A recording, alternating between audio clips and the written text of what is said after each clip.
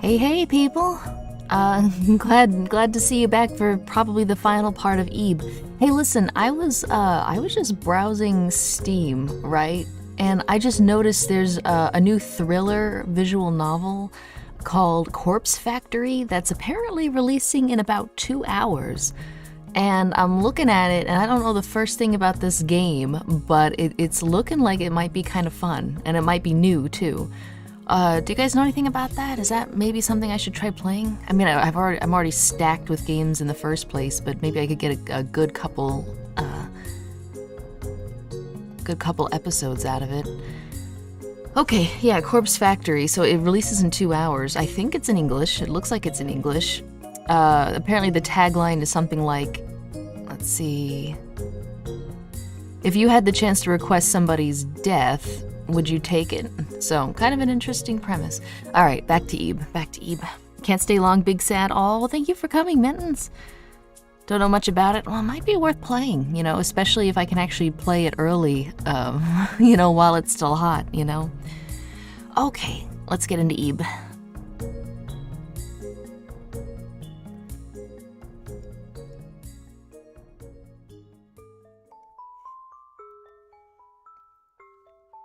Hello, Macaroon.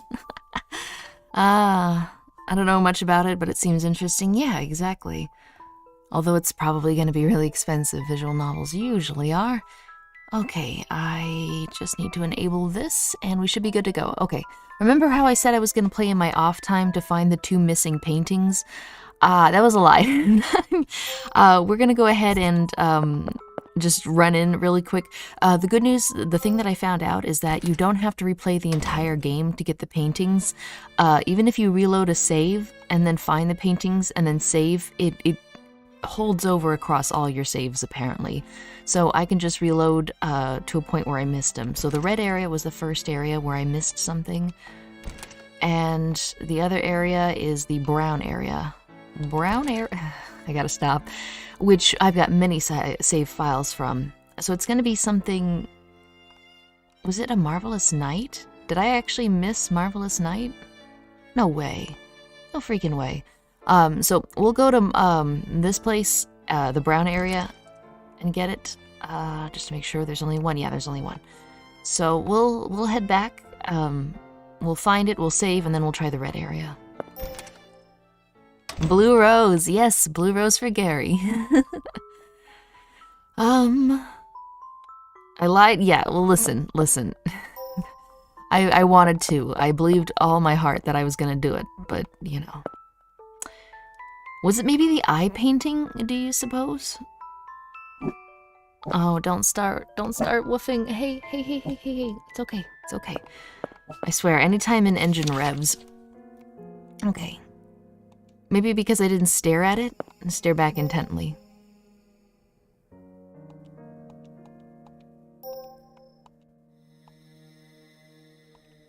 Okay, so whatever we're missing is somewhere in the brown area. How am I feeling? I'm feeling a little tired. Oh, I probably didn't... No, I must have looked at this. I must have looked at the stars. Give her reassuring head pats. She's across the room, I can't. Sorry, Mary, I think I just broke your heart, but whatever, I'm not leaving Gary behind. Blank of stars. You know, maybe I didn't come back with Gary to look at this. Maybe that's it. Does it only log when Gary's with us? Maybe I need to reload to where we're all together. Actually, let's go ahead and do that.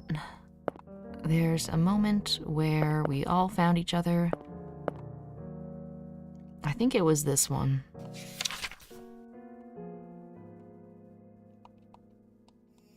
Alright, we're gonna... I'm so indecisive. So we're about to throttle Mary with the knife, I think. Just as soon as we grab the key.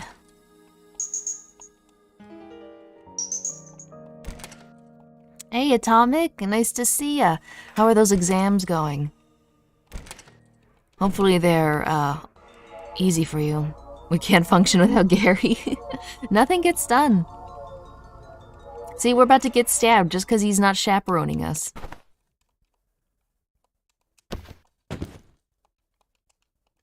Give her a good solid shove. Way to go. How's Ebe? She's looking fine. Although, once we get to the new area with the dungeon and the puzzles, I don't know if she's going to be doing as fine.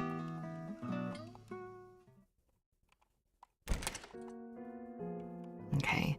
Skin and Squama, Tattletale, because I was very careful to check every painting that I could find. But maybe it didn't count.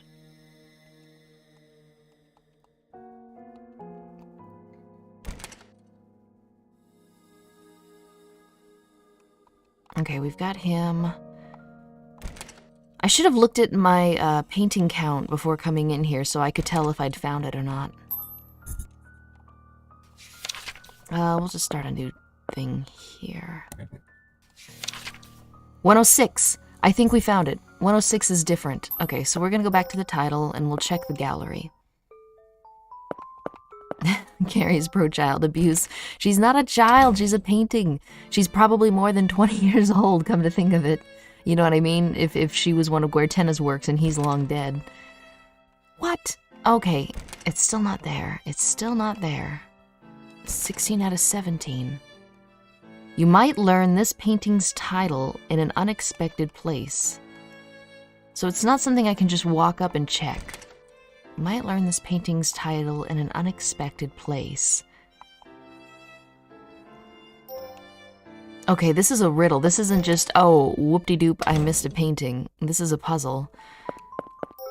A meta-puzzle. Oh yeah, my mock exams ended a few weeks back. Aside from getting 1 mark off of an A in philosophy. Oh, philosophy's bullshit. They went about as well as expected. Pretty poorly, but I'm fine with that, thanks. Oh no! Well, if you've ever got any questions or you're not sure about something or you want like another perspective, just post it on the Discord. Everybody is like I'm continually surprised that everybody's just a continuous font of knowledge, you know. All right, excuse me, Mary. I'm wondering if it has to do with reading the Marvelous Night. This is the best one. Maybe reading a book? Or saying the book, or hearing something from the strained ear. Okay, so we've got that one. We've got this one. Mary, when the girl appears almost lifelike, she is of course not based on a real person either. Eve, let's get going. So, that's interesting. This was changed, I think, to a different painting title. Just a bit interesting, that's all. Just one of those people with stunted growth, just like that kidney problem. That's one of the weirdest phenomenon. Like, let me see. Wait, no, I still haven't found it yet, have I? No, I haven't.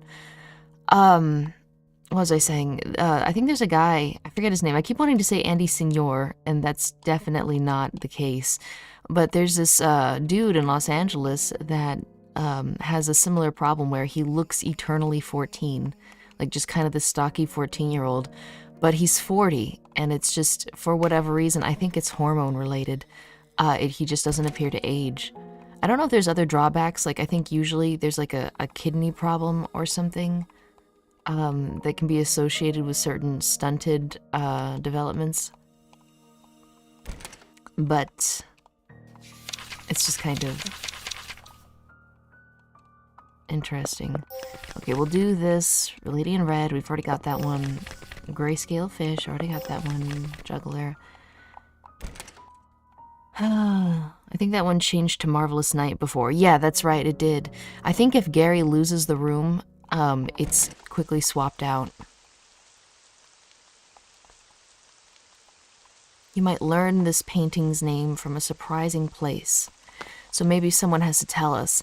I was thinking, Tattletale would be the one to do that, but it so far isn't speaking at all. I wonder if I've somehow lost my chance to hear it.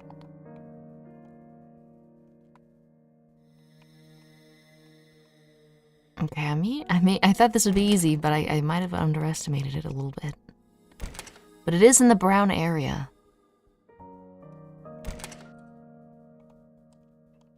Mary, you got any ideas?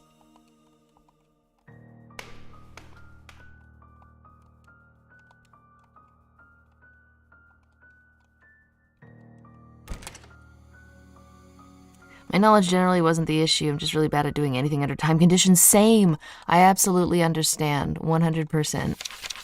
I'm also really bad at black and white questions, you know, because my brain is like, well, can you really say completely? And technically, if you look at this other thing from this one angle, maybe that could be the answer because blah, blah, blah. And I just end up sabotaging myself a lot. For a minute, I thought you said Danny DeVito had a kidney problem. Got nervous for a moment. No, I'm sure he's healthy. I'm sure he's healthy. Okay, that's it. We're looking this up. I know somebody has been to the gallery. Do you see Markiplier and Bob and Wade and Jacksepticeye are playing Prop Hunt again? It's so funny because, like, just earlier this month, I was like, man, remember the old prop night days? Remember that? Good times, huh? It's a shame you don't see, like, just silly, random stuff with people screwing around like you used to. And then they're doing it, so that's pretty cool. How's the music, by the way? Oh, Namir in Peace is streaming. Oh, hey! $10 offering from Poda Blue. Your Ib streams are amazing. Thank you, Nim. I'm glad you think so. I feel like I'm continuously getting stuck on parts and then having to look it up.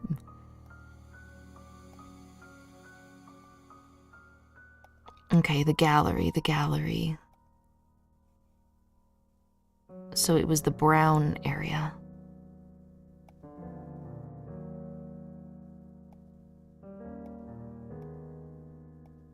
I know the red area is going to be super easy, I'm assuming anyway.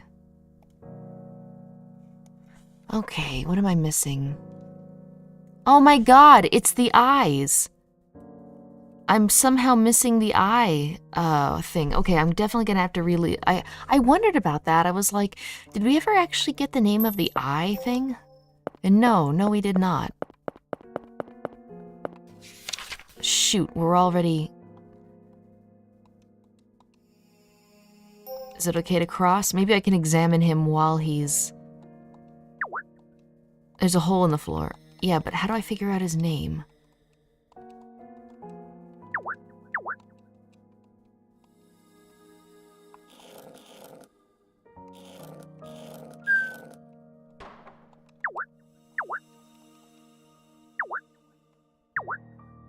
How do I figure out his name?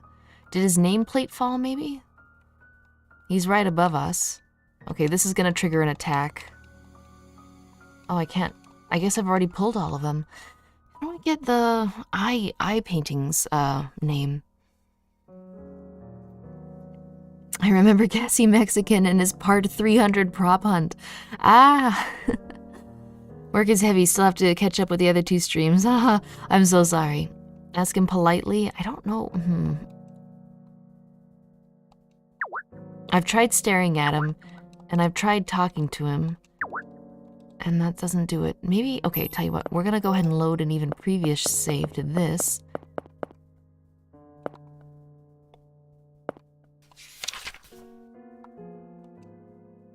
Okay. How do I figure out your name? What is your name? It said you may learn the painting's name from a surprising place.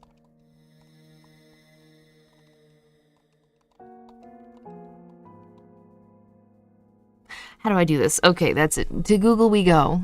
Because he doesn't have a name tag, but there is a hole below him, so you figure, okay, well maybe if I go to Gary, there's a name tag down here somewhere. But even after pulling all the strings, it doesn't show anything. Maybe a book? I thought so too, but I've read the book on Ebe's floor, and I've read the book on Gary's floor, and so far it's nothing. How to get name of painting, and the fact that it says you may learn it from a surprising place means that it's probably elsewhere that you have to learn his name. Remake, how to get the name of painting Green Eyes? I don't know. Green Eye painting? I don't know what the painting is called. Let's see. There's got to be a painting list somewhere, and I'll have to find it.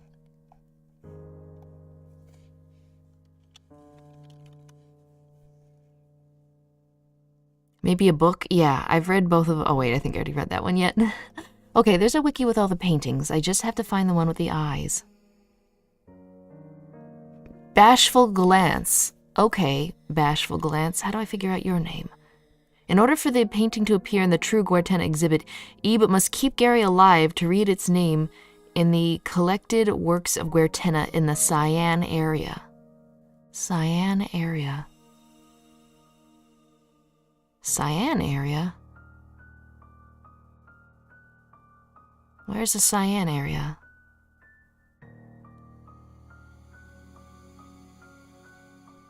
Hey, wait a minute. This is a completely different area I've never been to before. I come here from the orange area. Well, where's the orange area? Were we in an orange area at any point? Okay, that's not oh, this is the original. Yeah, the cyan area, as in like light blue area.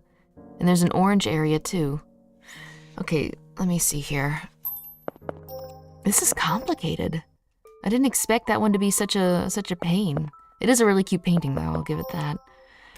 So we get to the cyan area from the orange area, but the problem is the pictures it was showing didn't seem familiar at all. Well, this is the blue area, it's not the cyan area. And there was only one painting that, wait a minute. So it's not unlocked. And neither is the orange area. Well, how am I supposed to... I can't go in there yet. How am I supposed to get to the orange area? Okay, tell you what, I probably have to get that one painting from the red area. The red area comes after the yellow area. Red area comes after the yellow area. Red after yellow. I don't think we've got any from that area. I think we're gonna have to start a new game and run to the red area. I'm horrified to say. Though somehow we need to trigger the NewGamePlus. Yeah, exactly. That's a NewGamePlus area. Okay. Well, how do we unlock the NewGamePlus? Oh, that's right. That's right. We do that normally. Okay, guys, NewGamePlus time. Let me just check a little bit real quick while you listen to the music. Okay.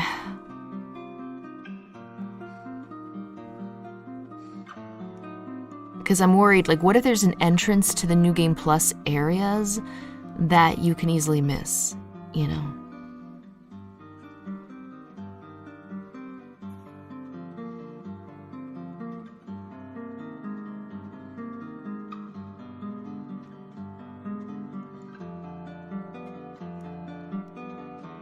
Okay, give me one more minute, sorry.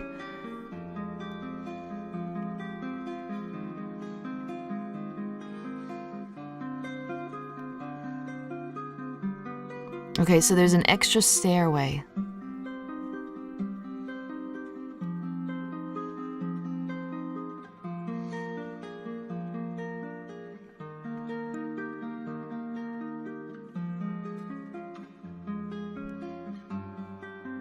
Okay, well, we'll just have to wing it, I guess. Somehow we need to trigger a NewGamePlus, yeah. Well, best way to go is by collecting that last painting because I only missed a single painting that was available to me, it seems. And that was in the red area, and I'm highly disappointed that happened. Okay, let's see if we've got a NewGamePlus sign. They say you can tell by having the little star in the corner. Okay, where are we gonna save? Let's save here. Okay, we've got the diamond. Cool. Alright, well, we don't need to look at everything because we've already done that. I guess we'll... Well, let me do a quick round around the building. Maybe there's a hidden area or something.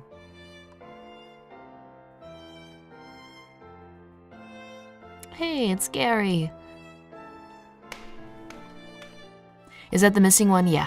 I've only missed one painting in the areas that I can access, and that was one painting in the red area, which was kind of early on, but it's not too bad because I do have to create a new NewGamePlus, so, you know, could be worse, could be worse. Thanks to everyone that showed up to the dev stream last night and helped me think of some good dialogue for that game. I think if I do end up doing a dev stream tonight, I'll probably be working on facial expressions for the character sheets for the 2 main characters. Oh, I've just been hammering it. Okay, in we go.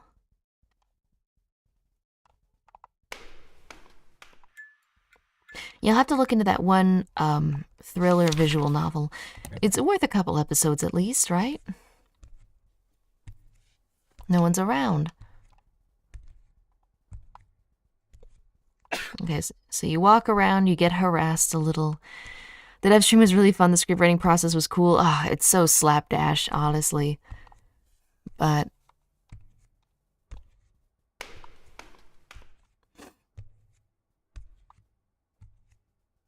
I always liked this little interaction.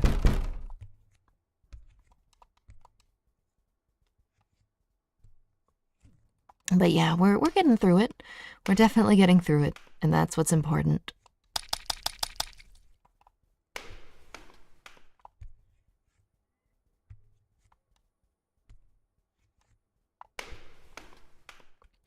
Visual novels are usually so lengthy. Yeah, hence the novel thing.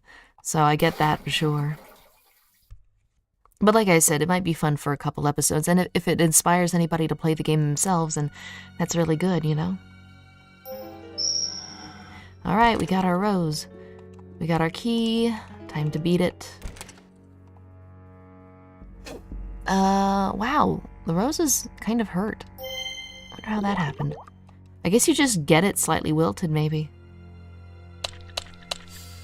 So another little interesting I read is that if you do let Gary kick the mannequin, you do face repercussions more than just little scares. Apparently... Okay, we're gonna show the ant his picture this time. Oop, forgot about that.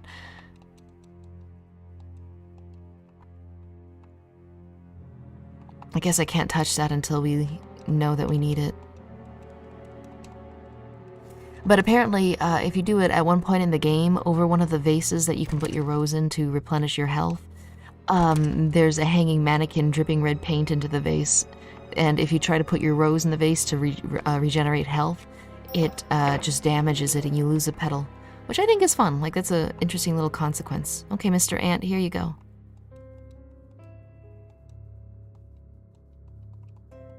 In the credits, it had an image of Ib actually holding the painting to the ant, but I guess the developer didn't bother programming an animation for that. Still can't help but I can't help but wonder whose footsteps they were. Maybe they were Guertena's. Ever think of that?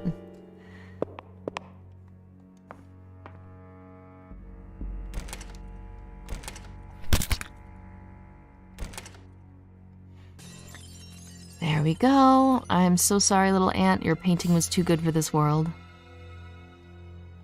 Remember when Gary was like, let me squash it? Gee. Okay, we're almost there. So this is a yellow area. After the yellow area is the red area, and then we'll be done, I think, collecting all the paintings.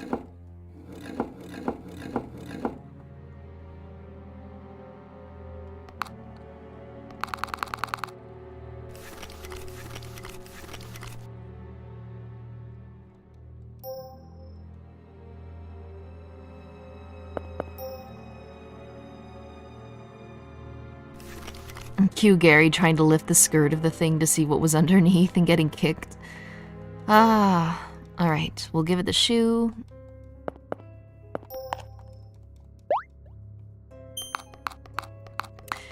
Let's see, I looked up Corpse Factory on Steam. Oh wait, I messed up. As well as the group that made it, and the only games they made was one about dating a magical girl, and the rest is about learning Japanese. If that helps. Might be interesting to try out. Occasionally I'll just, let's say, play test games to see if they're worth buying. I don't typically do that for the channel, but visual novels tend to be really lengthy, so it might be a good way to test it. Okay, stop here. Get on the stool. Thanks a lot.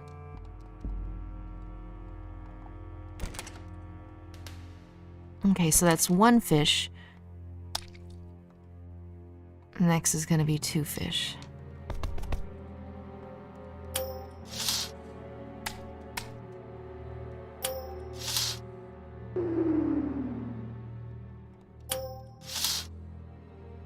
Well, there goes the music. Oh, found him.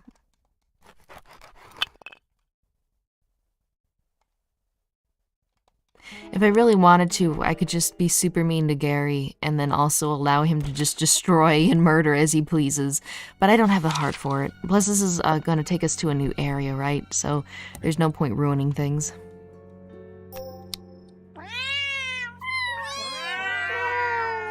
Very cool. Okay, we're almost done with this part.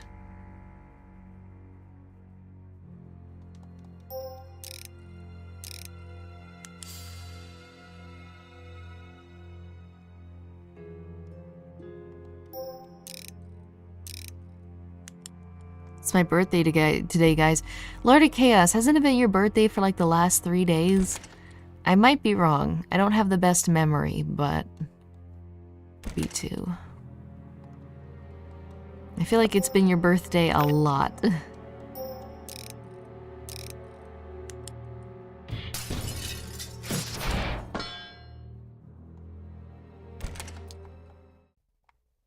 Rip.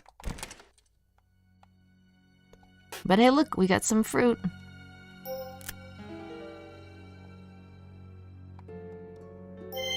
Was this made in RPG Maker? I think the original was one of the versions. This specific remake was made in RPG Maker MV. The RPG Maker I'm using is MZ, which is the same, but just a little bit different, a little bit upgraded. There's some quality of life additions. Like, for instance, you've got layering when you make your maps now, so you can have floor tiles, wall tiles, and then table tiles, and then things... Oof. Well, I'm glad I saved. Things on the tiles, you know, just... it's just really nice to have multiple layers. Thank you. I can't believe Ebe can legit get cut in half. Okay, so this is the red area. And I'm missing a statue, considering that the blank space was... So I know about that one. You can go into this little passageway and get it, but we've already got that, so we're not worried about it. It's like with Queen Elizabeth, Queen Elizabeth has multiple birthdays? Does she? Really? Okay, open, blank pattern.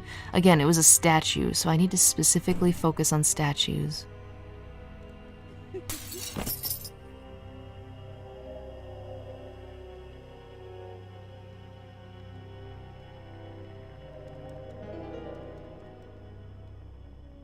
Alright, we are out of here.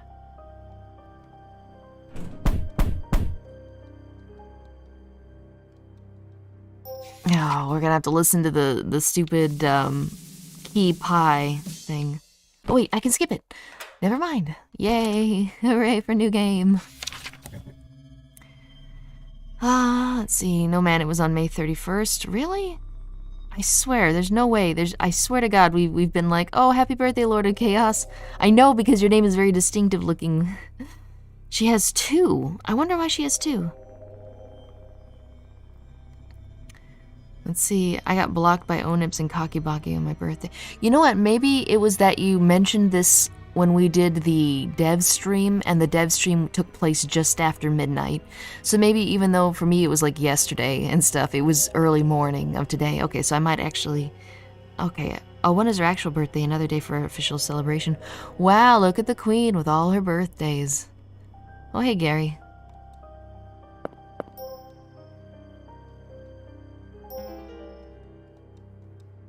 It's okay, man. You're gonna be fine. Okay, we can't go any farther. Go to the right, you need to get the key from Gary. Yeah, got the key, thankfully. It was during the dev stream. This is the one I missed. Blank under cloth. I need to come back with Gary and examine it. I know why I missed it. It's because the lady crashes through the freaking window.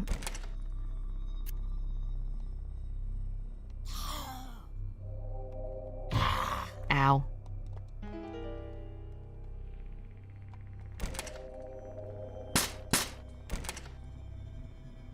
Okay, Blue rose. We'll put my rose too. Okay, we're gonna save. Yeah, it doesn't recognize it. So I looked at it. I just didn't look at it with Gary because there was a crazy painting woman on the loose. How many birthdays do I get, though? Like the queen, I'm also very important. As many birthdays as you want, man. When art attacks. Okay, so we've made friends. I love their little idle poses. Like, Ib has her hands clasped together and Gary had his hand on his hip. Very interesting stuff.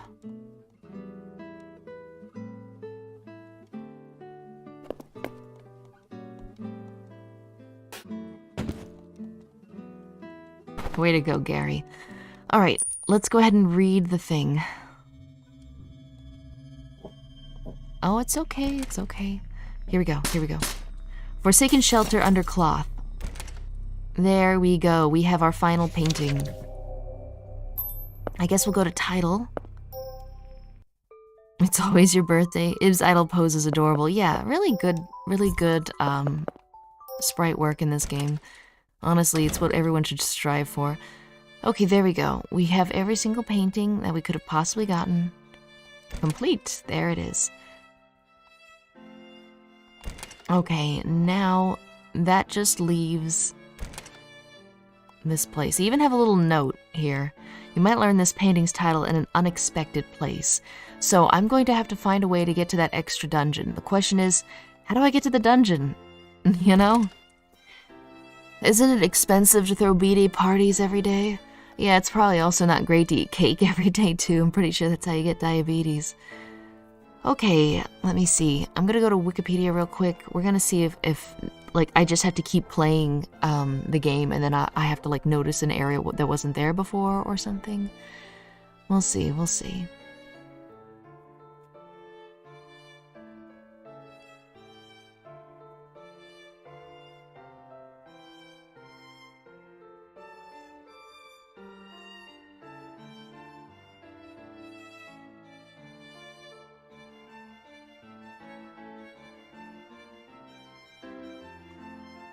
Banana cake is a very healthy dietary staple.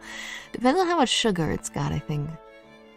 Okay, Gortena Art Gallery. Okay, fuck it. What is Ib NewGamePlus about? Colored doors, my weak spoon. What? Dungeon, here we go. Dungeon is an area that was added in and became accessible with a certain update. It's an optional area for Ib to explore. A flight of stairs leading to a lower floor at the dark reception area of the Gortena Gallery.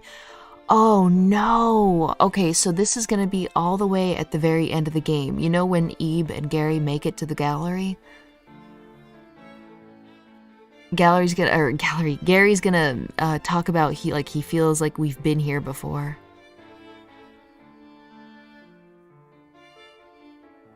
Okay, well, time to speed run this game. So we basically have to play through the entire game again, which is wretched. But oh well, oh well. We don't have to look at any paintings, and we're good friends with Gary. And yeah, I guess we'll just run forward. We've got to save for that, right? It's not a NewGamePlus save, unfortunately. That's my original save. I was just reloading it to see different variations of stuff. Oh, great, the gray area, my favorite. Yeah, so unfortunately, I don't think that particular save is gonna work. Because otherwise, like, why else would NewGamePlus exist, right? So I hate to say it, but we're gonna have to replay through this again.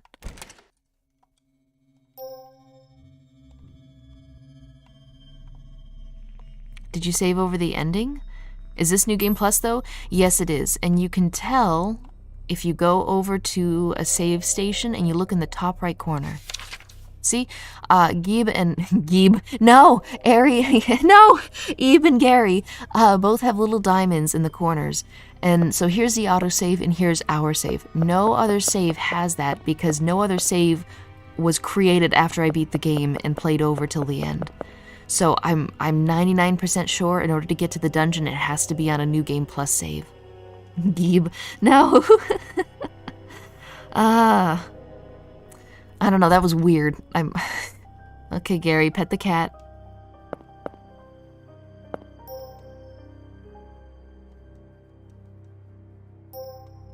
Touch.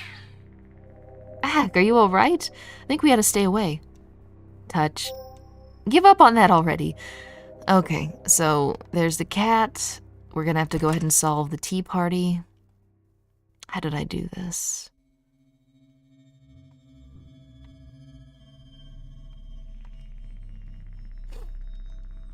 Alright, well, I'll read the instructions. Scent-sensitive porcupus? That's an odd one. Why not porcupine? I like porcupine. Way to go, Gary. Alright, so we'll do pink, and then... Uh-oh. I've made a mistake. So we should have done green first, I think.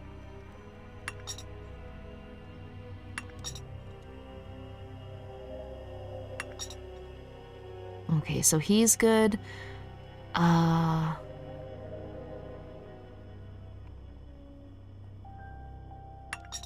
And then yellow's in the corner, so he's fine. I love these little puzzles. Really cute.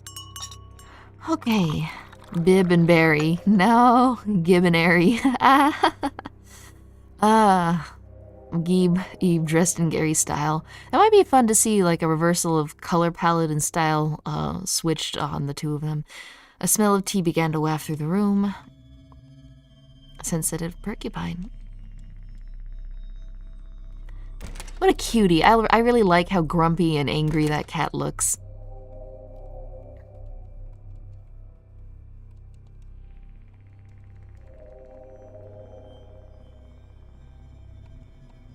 Okay, I'm guessing the ring won't reveal itself until we specifically solve that problem. In the meantime, let's go ahead and give the eye drops.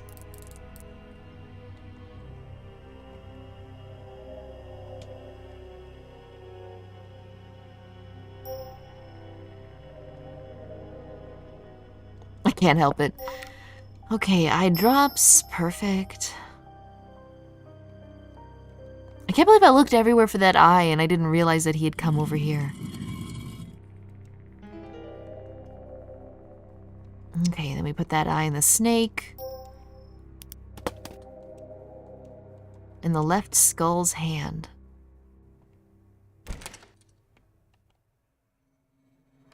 Or the skull's left hand. I can't believe it was there. Well, I guess maybe you can break it. Or maybe it just doesn't activate, you know? Grieving bride, grieving groom, bride's left hand, never mind, bride's right hand. Let's put it on just for fun. We're gonna do the fourth finger over. The ring flew back off. All right.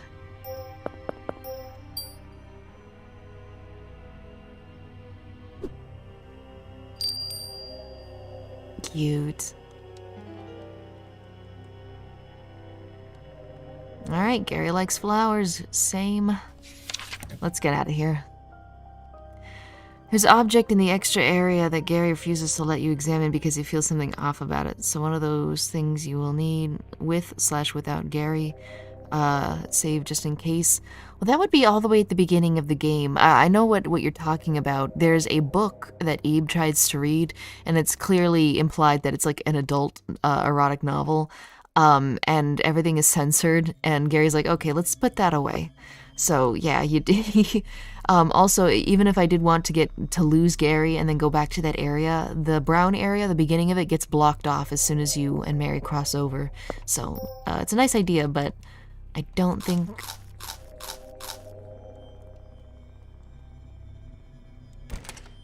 Eesh.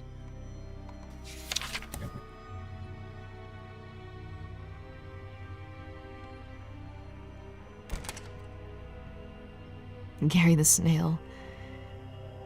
How long is this game? You're gonna be streaming this for months. Well, this should be the last one, unless I get like halfway through the gallery and don't, you know, get anywhere with it.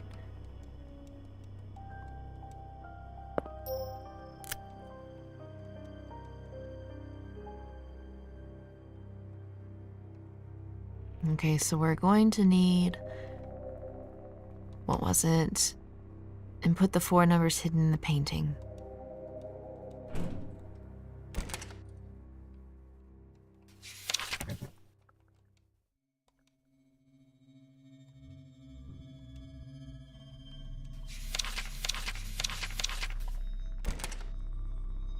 Okay, 4 numbers hidden in the painting. Which painting? I need a key for that. Oh wait, I think I actually have to look at this one. Okay, so it was 50... no, wait. 55... Wait. That's not right. Okay, so 6952, but that's actually going to be 5269. 5269? 5269. Let's give it a try.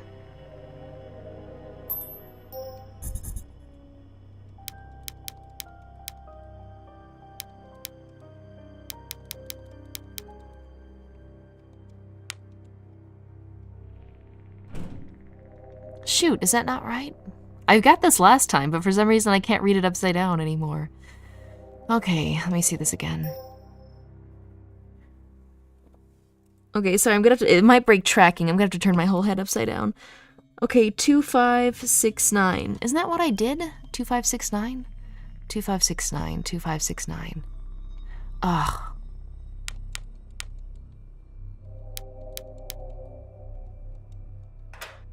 Okay, it's unlocked. Cool. Yeah, I don't know. Maybe I am dyslexic. I don't know. It might explain a lot. Okay, she can't read the newspaper. Just so we establish that. Man, the woman in the with the white hair and the black eyes is a little spookier than the other ones, just like Gary says.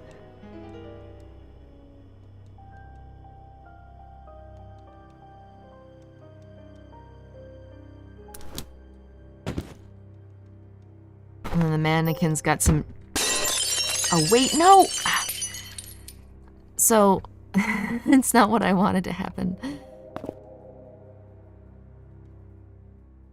Let's get going, Ebe. So, we're going to be punished for that one. I don't want Gary's doom counter to rise, so we're gonna... Oh gosh, Hazy VT, thank you for rating me, just in time for the worst moment. Yeah, so that's what I get for clicking through things. Let's try this again. And this time we're not gonna let Gary do anything stupid.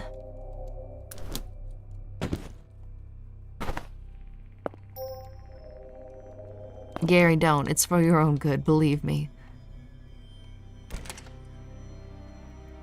Okay, what else is there? Okay, so we've got the fish. And it's actually a really cool light. It's super bright wherever we go. But someone else could use it much better.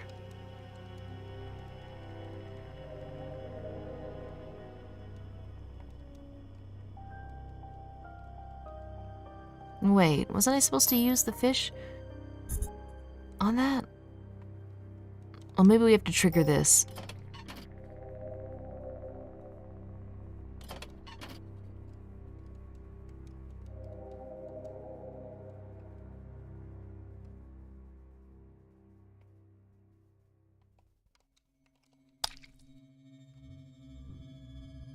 Don't you think this golden bird is far bigger and more beautiful than that golden fish? What's this sculpture's deal? Yeah, he's a snob.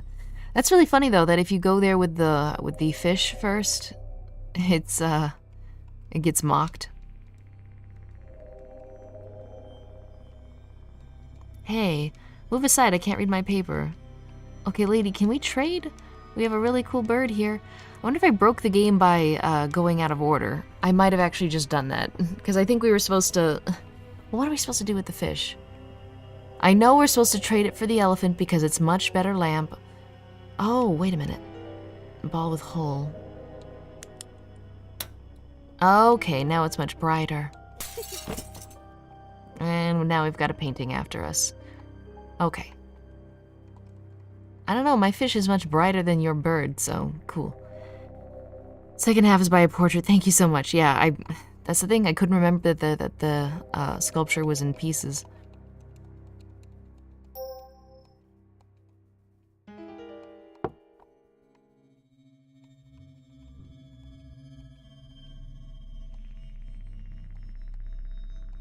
Oh, I'm glad that the painting is happy.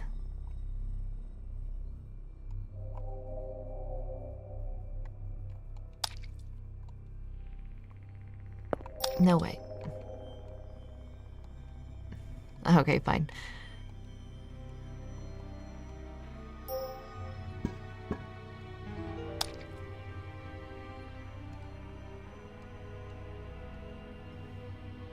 Must you always break the game?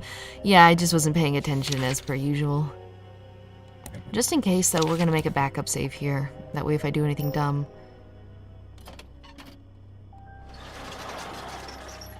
Okay, we're coming up to a section where I'm gonna have to run here.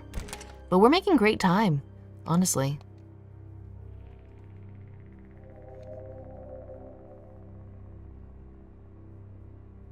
That's cute. That's a nice little detail that she closes her eyes after a second or two.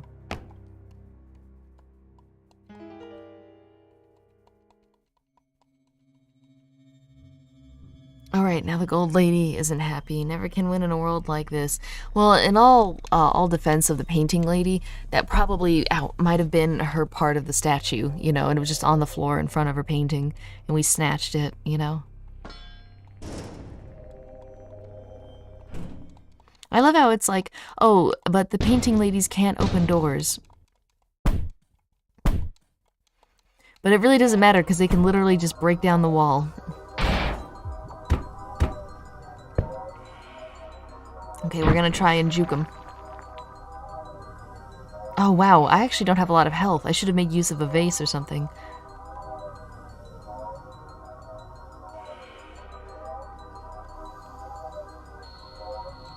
Won't you play more?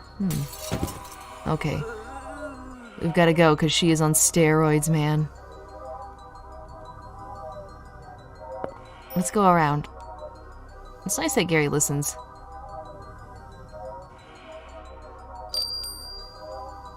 As promised, I will stop time briefly. Cool. Great. Thank you. All right. Comfy couch. Timing. Doors are just suckers. Doors are just for suckers when you can just make your own entrances. Okay, Kool-Aid man. Feels so weird when one chases after you. The original was really have fun against every painting lady. That was a rush. Was it? I don't remember how the old one was. So they really just let loose every painting lady on you? Interesting. Okay, so we're gonna have a little dream sequence.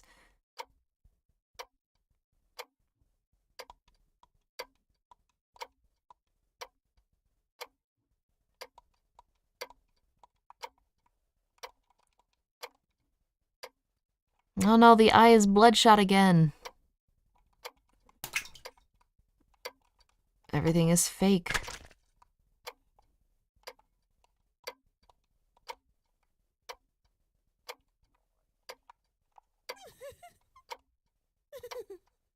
I wonder who the dev got to do the voice for the painting ladies. Because there's a couple different voices here. I mean, like, I mean, probably from the same person, but different recordings. Different laughter.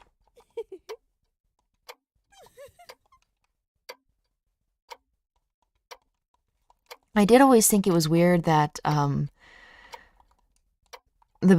painting lady in red looks so much like Ebe or Ebe's mother. I mean, brown hair, red eyes, dressed in red. It's Ebe and Ebe's mother, you know?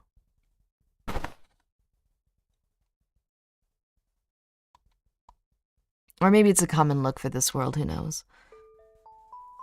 Ebe and her narcolepsy. Alright, we'll have to talk to Gary at least like 7 times, I think, to raise the bond. A piece of candy. It's pure ketamine.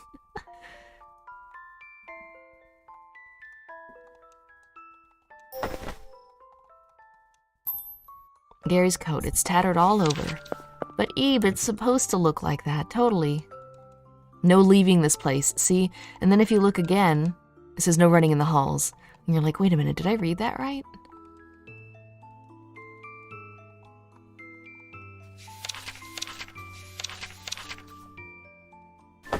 Okay, so that's one for the bond meter. 2, 3, 4, 5, 6, 7, 8. I'll do a couple, because I don't know if it means 7 or like 7 original lines that you have to see.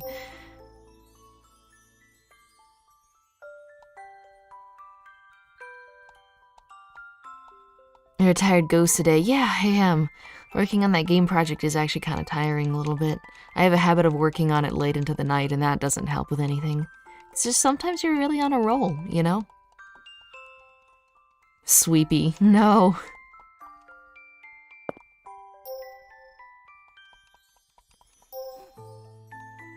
I'll see if I can stare intently. Because I don't know if that's one I actually chose in the original playthrough.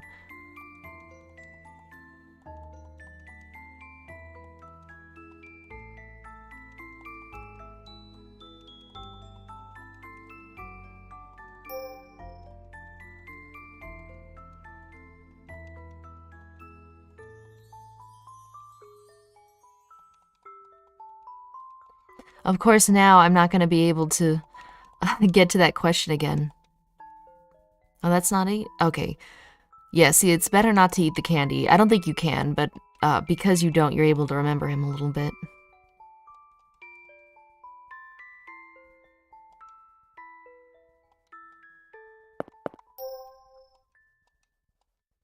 Huh? Did I do something wrong? You're scaring me a little. Sorry, Gary. That's just how Ib be. Honestly, with this game went, I figured Ib was like a long female line from one of the ladies from Guertena, and Gary was some lineage of male side of Guertena. It's been a headcanon for years. That could be it. Another explanation that is in-game is that one of the books says that only wholesome people can enter the gallery. And I think other books and possibly sculptures and stuff, at least from Mary's room, one of them mentions that the gallery loves inviting visitors in. So it sounds like we probably weren't the only people to ever come here. So. Ebe terrifies people. Yep. That's just how she be. She's a bug-eyed little freak. Alright, let's go.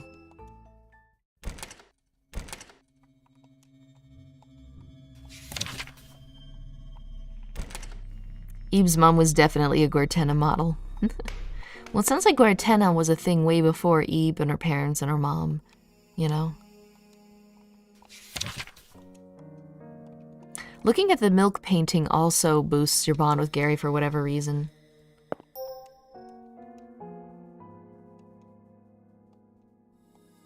Yeah, milk paintings aren't exciting at all. What an absolute, or what milk puzzles, what an absolute waste of time that would be.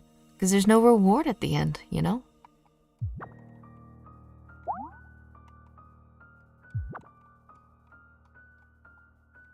Wait a minute, I messed up. Wait, there. No, that's not a button, is it? Okay, I almost had it, sort of.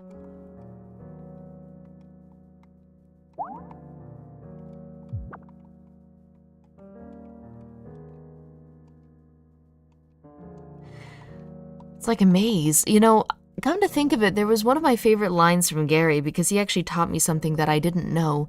And there was a maze in the original, and Gary says something like, well, theoretically, if we just put our hand on the left side of the wall and never take it off, we will come to the end of the maze, you know? And I was like, whoa, I never knew that.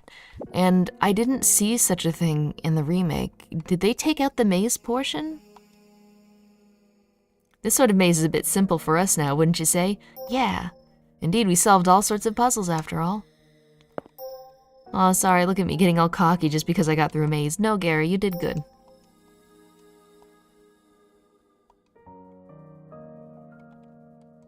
I think if you kicked the mannequin... Yeah, here we go. This is the erotic stuff. Gary, close the book. You should wait until you're older. Gary, close the book. Yeah, so that just repeats. Abe's mom is older than she looks. She just looks really good for her age. Maybe the maze is in the new area? Oh, it could be.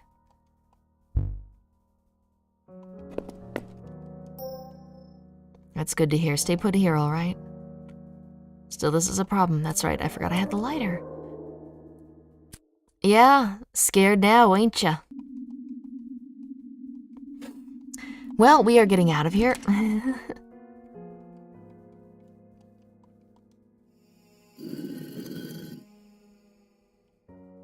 I don't think it's in this. There was a maze with some mannequins walking around in the original. I don't think it's in this. Rats! I really liked his line about the, if you put your hand on the wall and never take it off, you'll always be able to solve the maze. Oh, look! It's Mary. Woohoo!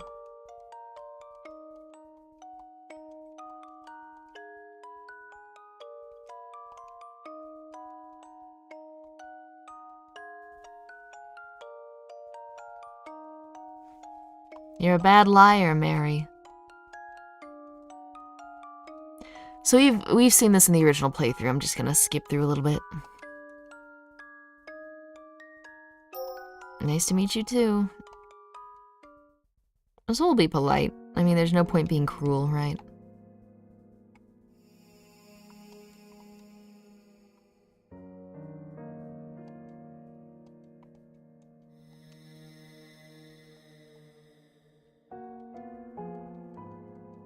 What does this message mean? I expected to find out in the original game. I don't think I ever did.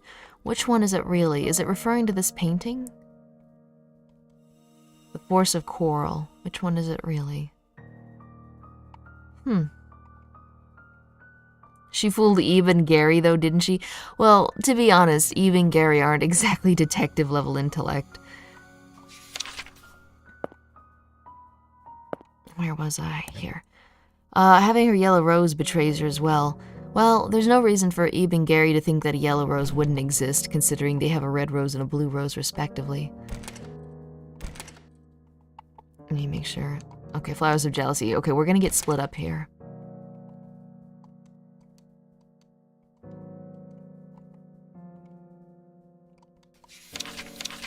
Ah, I should have made a little, I keep forgetting. I wanted to make a little rabbit ornament to put on Eve's head for my model. Ah, the left-hand trick is true. The walls are all connected. If you've got an isolated loop, the strat is not cash money. Oh, really? Why wouldn't it still work? I mean, shouldn't it, right? I'd have to see one and practice and see if that's true or not. But actually, what you're saying makes sense. Let's see. Is that true, though? How would putting your hand on the left side of the maze get you out? So, like what Pohes says, I guess maybe bets are off if you've got, like, floating walls that aren't connected to the walls. But if you're in a maze and you put your hand on the left side and you just keep moving forward, and basically what he's trying to say is if you always make left turns, you'll take every turn in the maze until eventually you come to the part of the maze where the left turn takes you out of it, you know? You could probably test this yourself if you go online and like you print out like a free maze design or something, and you try always making left turns or hugging the left wall. I want to pet it. What a nightmare it actually looked like.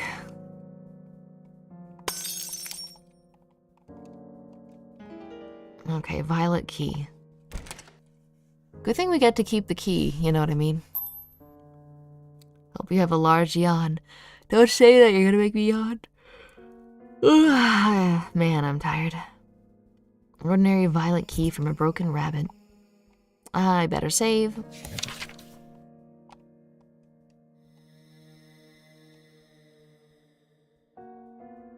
That's interesting. I didn't see this in the original. Mary's like, well, how do we use the key? And Gary says, well, normally you would just insert it into the keyhole and turn. But here you insert the whole key into doors to open them. It's bizarre. That actually explains why we always lose the keys.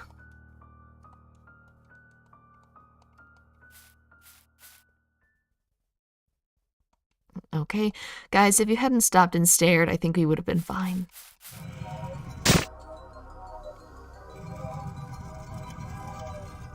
Had the same question about the left-hand trick, but with navigating the back rooms.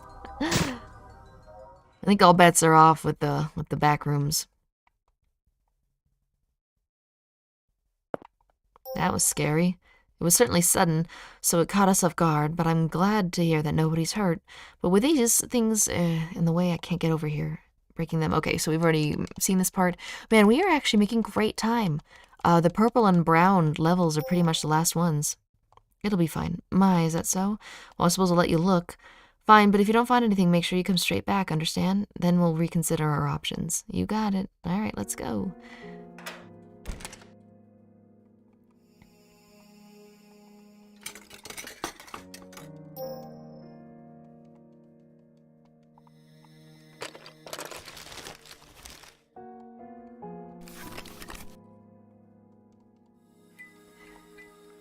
I've been kind of rushing it. I do hope I've got enough bond points with Gary. I'm gonna be heartbroken if we don't.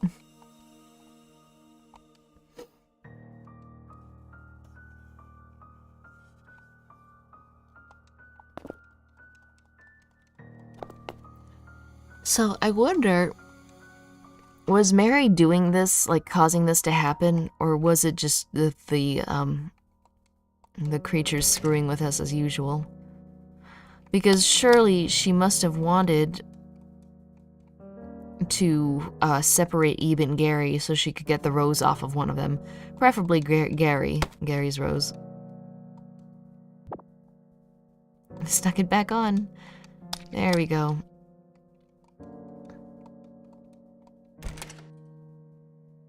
And there's the painting that I can never figure out what the name is. Gee.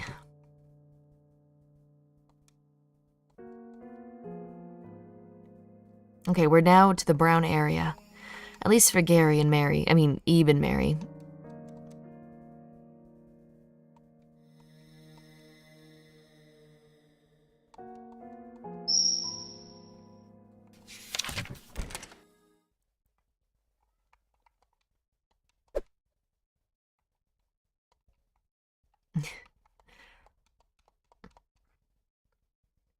Maybe Mary influenced it to block the door. Yeah, it seems like Mary has some modicum of control over at least some of the denizens of the other world here.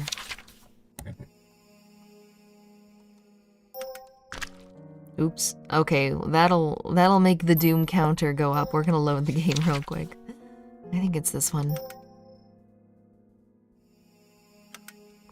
So, Bashful Glance.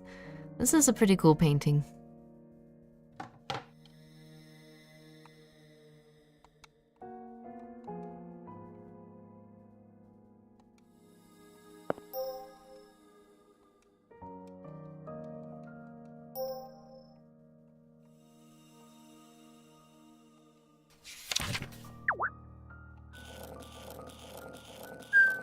I assume every paint has some power, and wants a painting has some power and wants the same as Mary to some extent. Yeah, the painting ladies certainly do, considering the fact that they will exclusively go after you to take your rose from you. And yeah, there's the painting that specifically wants to eat the roses, and I think there's that clock mirror thing that requests petals from your rose. So I think, I'm wondering that as inanimate objects that are animated, you know, pardon the oxymoron, I think they want life, they crave it, they're drawn to it, hence why everyone's after your rose. You have a blue rose now? Yeah, thought I'd mix it up a little bit.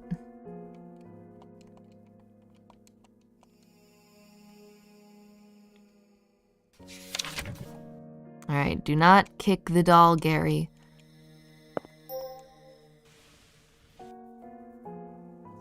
It becomes headless and still follows you.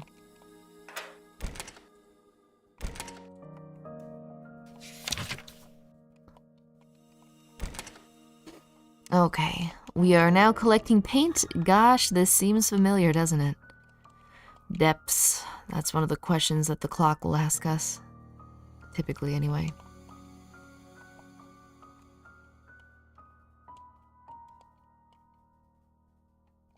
Okay, so we need to get the heart to this painting, and we need to get the fisherman showing up. We need to know the juggler's birthday. I rise from the near death once more to observe the cursed art gallery. It's gonna be like Groundhog Day, man. We are replaying the game is in a NewGamePlus file so that we can go to the secret dungeon.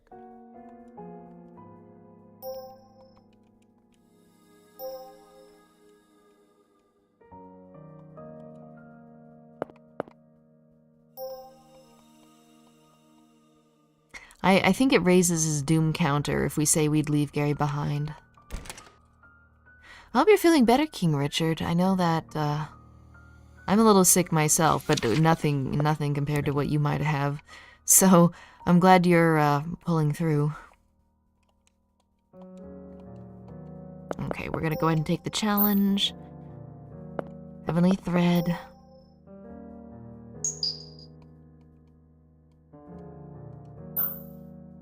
Depths. Here we go. Now we can get the snake thing.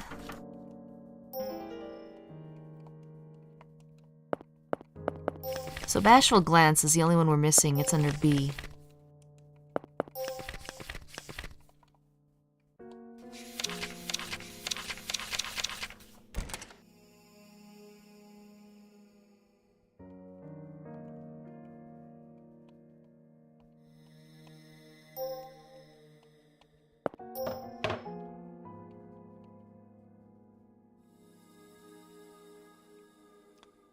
The coof is kicking all manner of color out of me, but I'm still kicking. Yikes. Make sure you're taking vitamin C and vitamin D.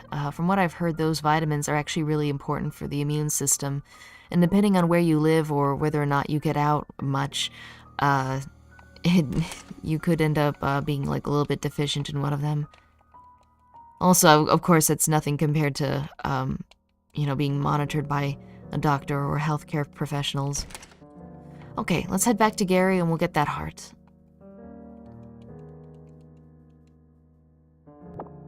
NewGamePlus. Yeah, exactly.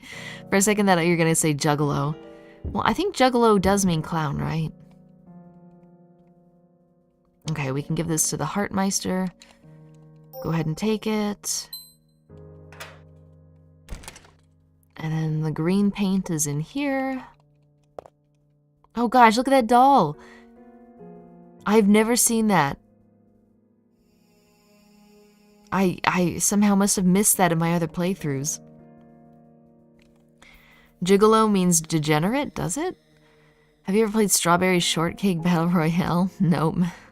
Can't say that's up my alley. Taking vitamins helped me when I hit the coof. Can't say, how much as I started a course of antibiotics. Yeah, exactly. That's the problem. You're like, well, was it the antibiotics? Was the bed rest? Was it just me, you know, naturally fighting it and the vitamins did nothing?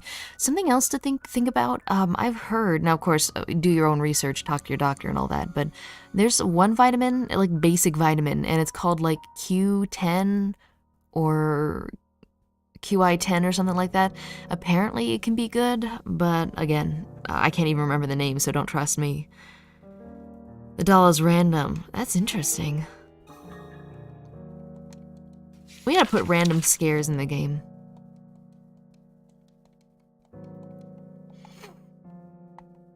I should put a NewGamePlus ending in my game. Maybe. I don't know. That might just be really tedious.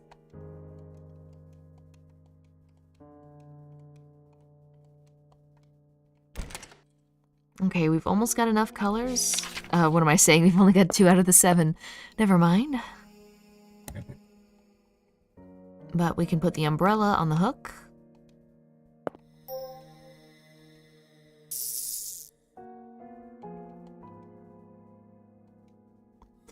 I'm curious if you're able to avoid reading out Mary's name. I'm gonna see if we can avoid that, actually. It may not actually be necessary.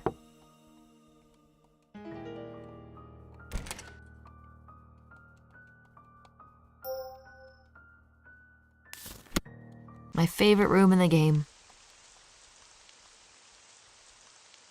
Come on, Mr. Turtle. You can do it. More RPG games should have random events. Yeah, you know, Stardew Valley has one. It's like a 1 in 1,000 chance that a sea monster will, like, pop out of the water at some point.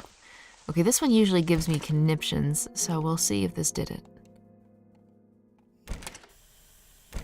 Okay, that made it worse. Made it worse, but you know, sometimes it has to get worse before it gets better. That should do it. Green facing up, right?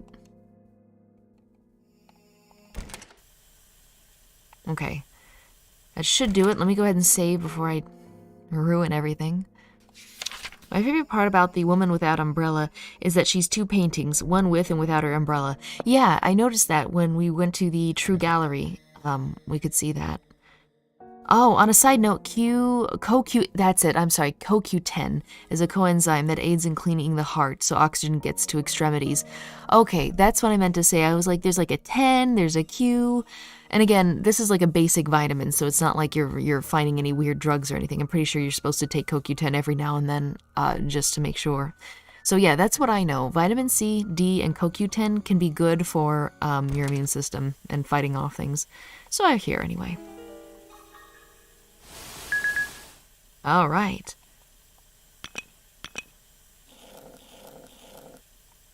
Piece of cake.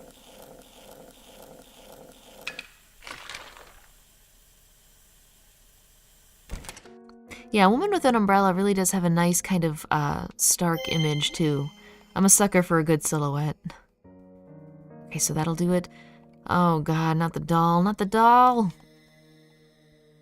Let's save, and then we'll get the Juggalo name from Ebe.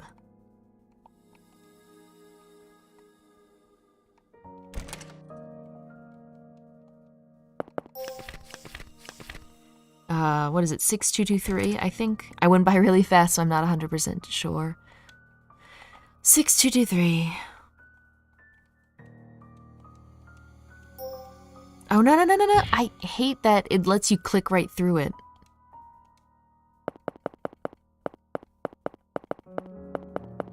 There we go. Is it true that there's no such thing as too much vitamins? No, it's completely true that you can get too many vitamins. The thing to remember is that some vitamins are, I think they're called, the term is water soluble, as in your body absorbs as much as it needs, and then they just get flushed out, you know, from your bladder like every other, you know, unneeded thing.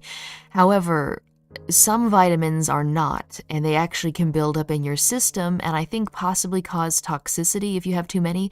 Specifically, the ones I know about are vitamin A and K, and I think there's other ones too, but keep that in mind, you know what I mean? And also, when people say vitamins, they mean everything you can get from like a multivitamin bottle, but I think technically minerals aren't vitamins, although we kind of call them vitamins like they are the same thing. So I have a specific vitamin A bottle, and it tends to happen when I'm fasting, but occasionally I'll get kind of like this dry skin, almost like eczema flare-up on my elbows. And it can also happen when the temperature changes or when I move to like a drier place. And it's just like a flare-up of kind of like bumpy eczema skin. And that's usually a sign that I'm low in A. So if I take A, it's usually gone within a day or two, whereas normally it would last like a couple weeks.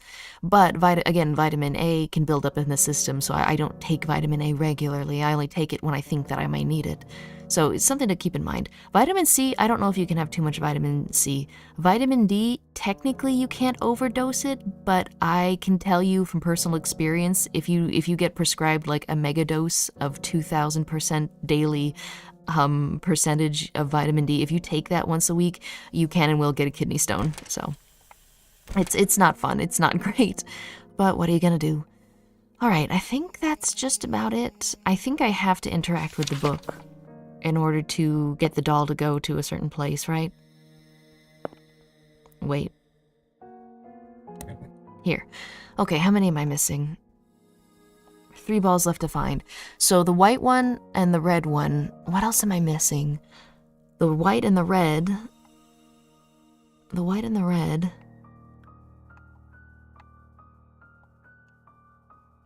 I've been here before. I've been like, wait, what am I missing? What am I missing?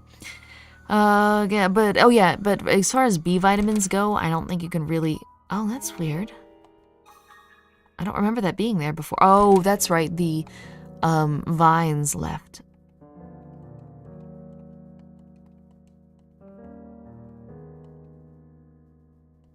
There's only one room I haven't checked. Right you are, Gary.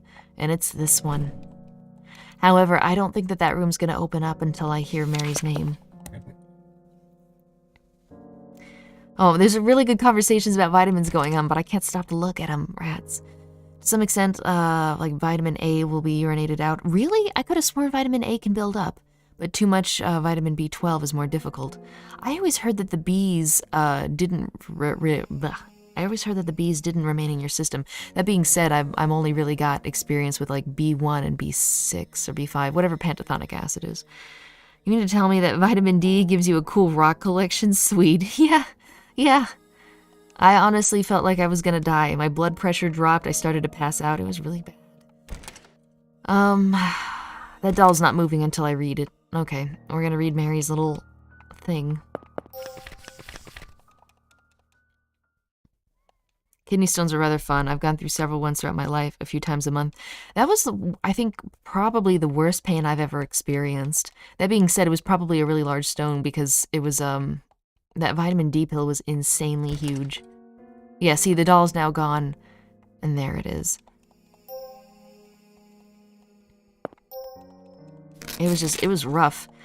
And the doc's like, hey, so looking through your records, looks like you got prescribed a really large dose of vitamin D. And I'm like, yeah. He's like, okay, stop taking that. Apparently, vitamin D can cause, like, the vitamin D itself, of course, does not, like, build up and create, like, a crystal formation. But apparently there's different types of kidney stones. There's, like, some that are built from calcium. There's some that are built from, oh, what is it called? Like sulfides or acids or something like that. And vitamin D can cause a concentration of another compound that can make the stone. And it'll kill you. It'll kill you on your way out. You'll want to die. And at the time, I didn't know that that was really the case. I wasn't 100% sure. So, I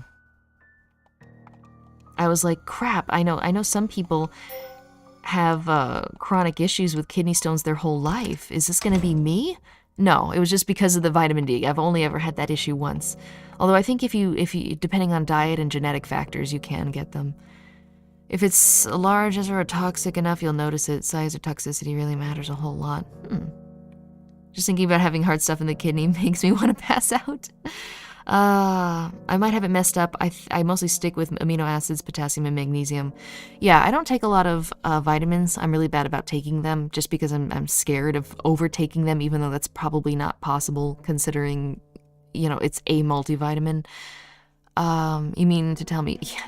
Then again, I think you could probably take large amounts of vitamin D and probably not have happen what happened to me. What I was taking was one pill that had, like, it literally said on the back of the thing, like 2,000% of, or something like that, of your daily intake. And typically the pill bottles are like, maybe it was way more than that. It was like prescription strength, as in way stronger than you could ever get, like, at a pharmacy, you know?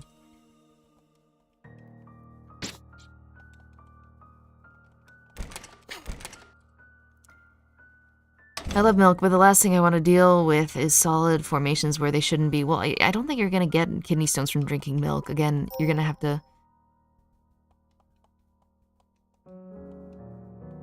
I think you're going to have to, like, again, take massive doses in short periods of time.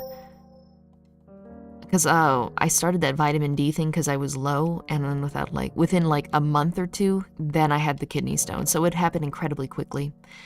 Just gonna consume enough calcium to turn my kidneys into fragmentation grenades. The solution is to take even more vitamin D.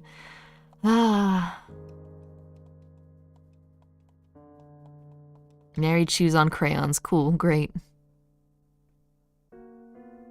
Oh yeah, I think hydrating definitely helps. I drink a shit ton of milk. Am I gonna die? Yes, you're gonna die. You're gonna. It's happening. It's happening right now, Kyle. Run. Yeah, hydrate though.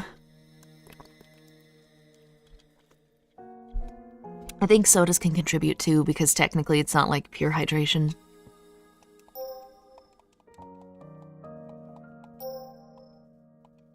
Okay, I think...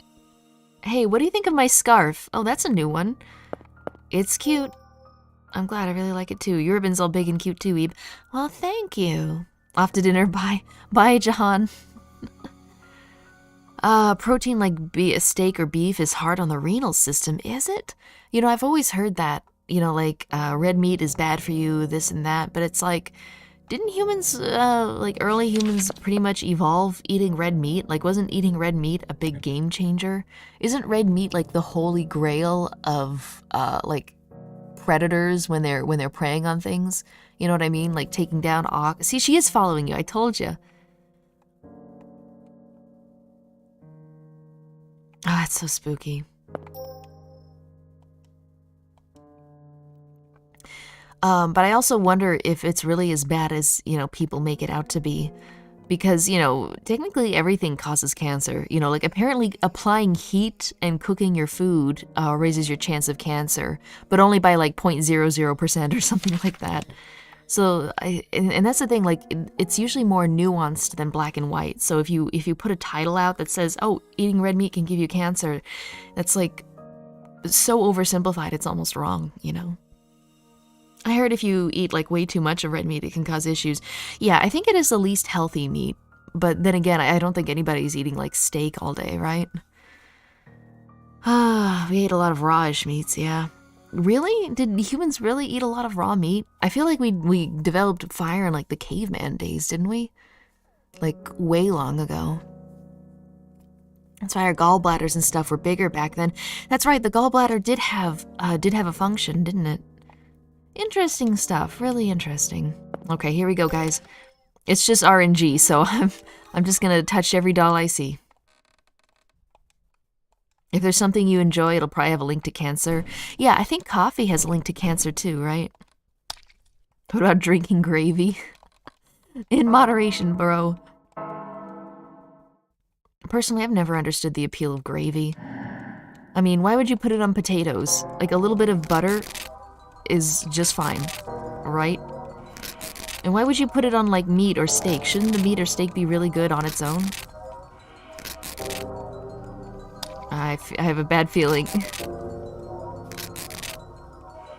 It's on the other side, isn't it? It's on the other side. We're dead.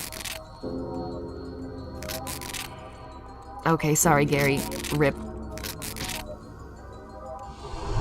Ah, okay. Well, I guess we'll be loading. Zinc. Zinc is a crucial mineral to boost immune system that no one ever talks about. Actually, I have a little bottle of zinc, but you're right. That is one I forget about all the time. I need to rewatch that Simpsons episode that expounds on the importance of zinc. You can't even kill yourself without zinc. You know what I mean? I mean, if you're using a gun. Okay, here we go. Here we go. Even if this part gives Gary a doom counter, you can get an extra Gary bond. True, if his doom counter is so low, which I think it is, I could probably get away with him getting caught by the doll. If I find I don't have enough Gary bond, then we could always, I'll make a separate save. Remind me to make a separate save. Worcestershire sauce is what you put on potatoes. See, you've gotta be, oh yeah, you're Oleron said that, no wonder. You don't see a Worcestershire sauce in America much at all. I feel like the finger pricking thing is close to the key. I always get that right before I get the key. So, interesting. But yeah, Worcestershire sauce. I can never say that word right. I use it sometimes, a few drips when I'm making like patties to make, you know, burgers and stuff, like on a 4th of July thing. But otherwise, I've never seen or heard of anyone knowing about or asking about or like what Worcestershire sauce is. Like, what do you even use it on? Do you actually just put it on your steak? It's weird. Like, isn't it kind of like a fish sauce anyway? Let's see. Zinc-induced rounds. Zinc, come back, zinc. Other people have seen that. Good. That's the problem with zinc. You need to take it after a decent meal or it will make you feel nauseous. Dude, I know what you mean. I'm one of those people where I'll wake up late, I'll have to run to work, and I'll take, I'll just swallow a daily multivitamin, and then as I'm running to the car and getting in, I'm having to get out and throw up. For whatever reason is I can't take vitamins on empty stomachs, and there's certain ones that make it really bad. Like, gotta help you if you try to take berberine on an empty stomach. That'll not gonna have a good time. Oh shoot, I didn't save, did I? I don't think that I did. Unless I talked for like an actual minute. Let me go ahead and load just to make sure I didn't mess up. I didn't? Okay, good, good.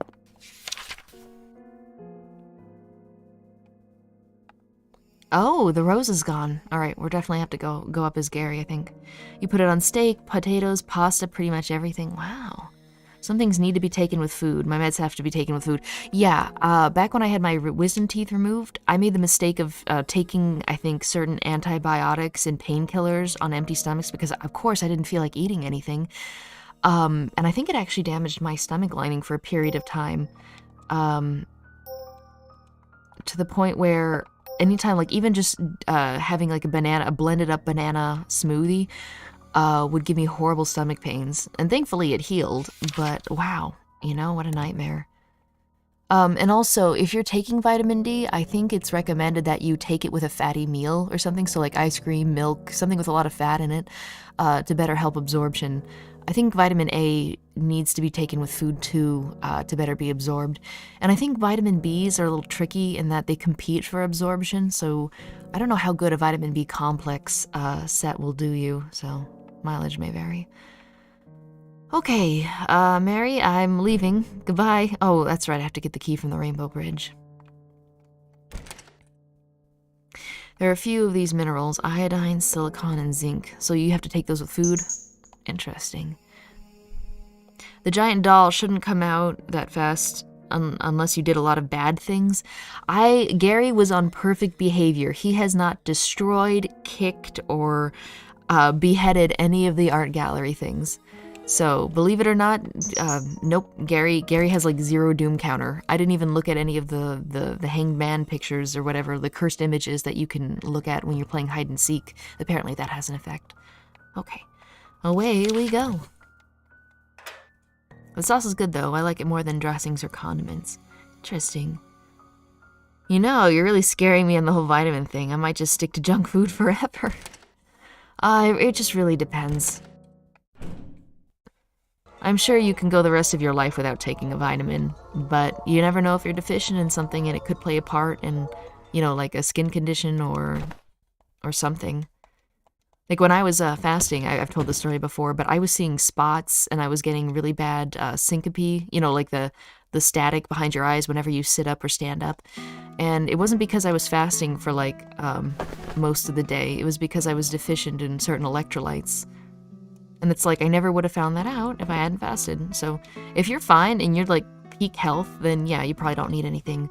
But if you've got weird issues, odds are you might just be deficient in something. Like it's really hard to get your diet just right, especially because I think everybody has slightly different needs as to what they should and shouldn't be putting in.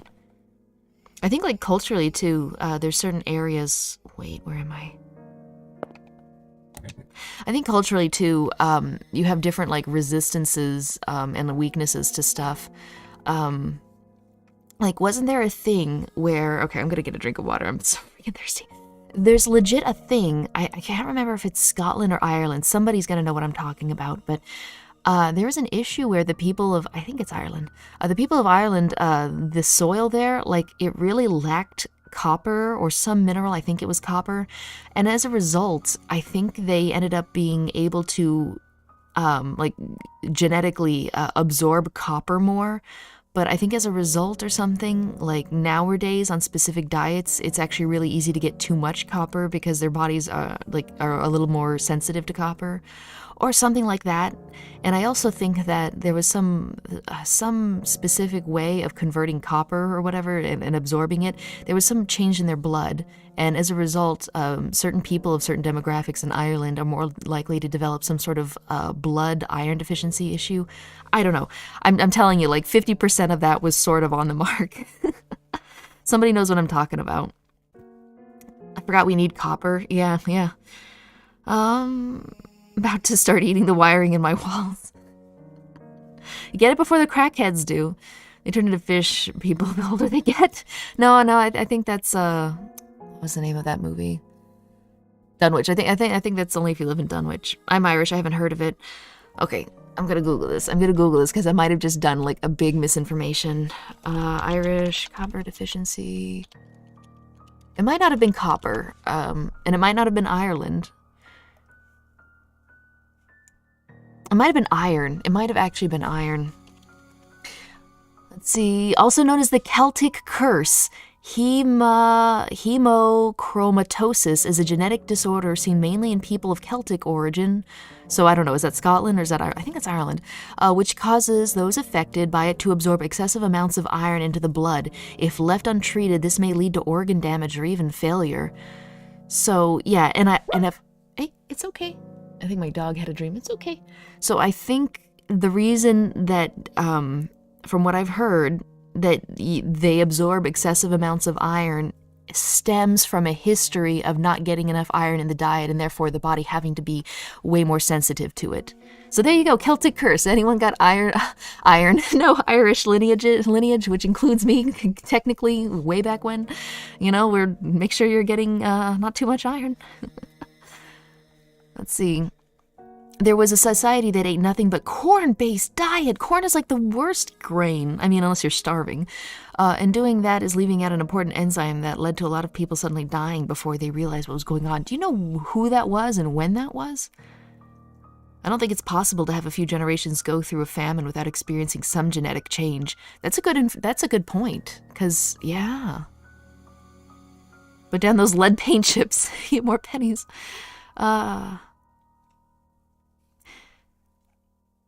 Yeah, it's okay. Are you okay? Are you okay? Okay, hang on. I might need to pick her up. 1 second, guys. I'm sorry.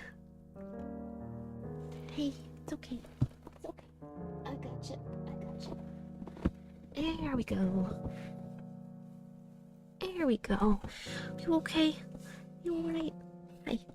Hi. Okay, don't make too many noises. Alright. Oh, okay. Forgot to mute.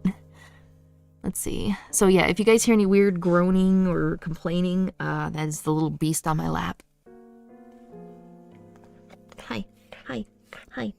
Hello. Hi. Okay. Okay, maize, or that which sustains us, is what the South American tribes called it. Yeah, that's a good point. How did this one society end up with a bunch of people dying because they weren't getting a certain enzyme when, like, a lot of people... Okay, go ahead and you get that out of your system. When a lot of people, like Native Americans, as well as like South Americans, like lived on corn, you know what I mean? Head voice reveal career-ending stream. No! Oh, okay, booper snoot. There you go. Okay, there we go. Okay. So... Okay, hi Mary. Bye Mary.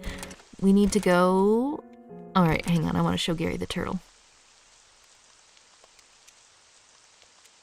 And that is a really cool picture.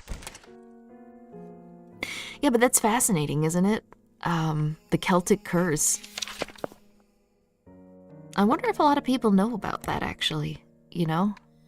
That you're more likely to get too much iron and you could possibly damage your organs. Because from what I understand, the majority of the world, I think, suffers from not getting enough iron. I think there's actually, like, a remote Asian... cultures and societies where they had major iron deficiencies, and the scientists were like, listen, all you need to do is chuck this hunk of iron into your stew pots when you make dinner, and you will get all the iron you need. Here, take this brick of iron. And like the locals were like, yeah, no, I don't think we're gonna do that. Fair enough. I wouldn't trust outsiders either. They've got a nasty history of, it's okay. They've got a nasty history of taking advantage. So what they had to do was they had to look into the culture itself, and they found that, like, having carved fish statues and stuff were symbols of wealth and good luck. So the next batch, they started releasing them to look like fish, like the lucky good luck fish and stuff. And now it became really popular. Everybody wanted them. You know what I mean? The thing was, they ate nothing but corn products. Most everyone else eats corn with other things too. I can't recall what society it was, but I want to say they were South American. Oh, yeah, that's a good point. You need a balanced diet. Too much iron can lead to some serious issues. Yeah, definitely, but having too little can also lead to some serious issues. I don't think anyone here is iron deficient. I mean, I knew a girl in high school that was, and that was due to other medical issues. My model's down, sorry. I'm back. Yeah, iron fish, and they look really cool. Really, really cool. I doubt anyone here would have a reason to use one, but it's kind of cool, you know? It depends on, like, what the soil is like, I assume, or what kind of food you have available in your local, you know, thing. If you live in a first world country, you can probably get iron pills or whatever, but, you know, depending on where you live. Get a diet consisting entirely of beef. Oof, I don't know, man. Deficiency is bad, excess is too for most things. Yeah, exactly. It's a delicate balance, isn't it?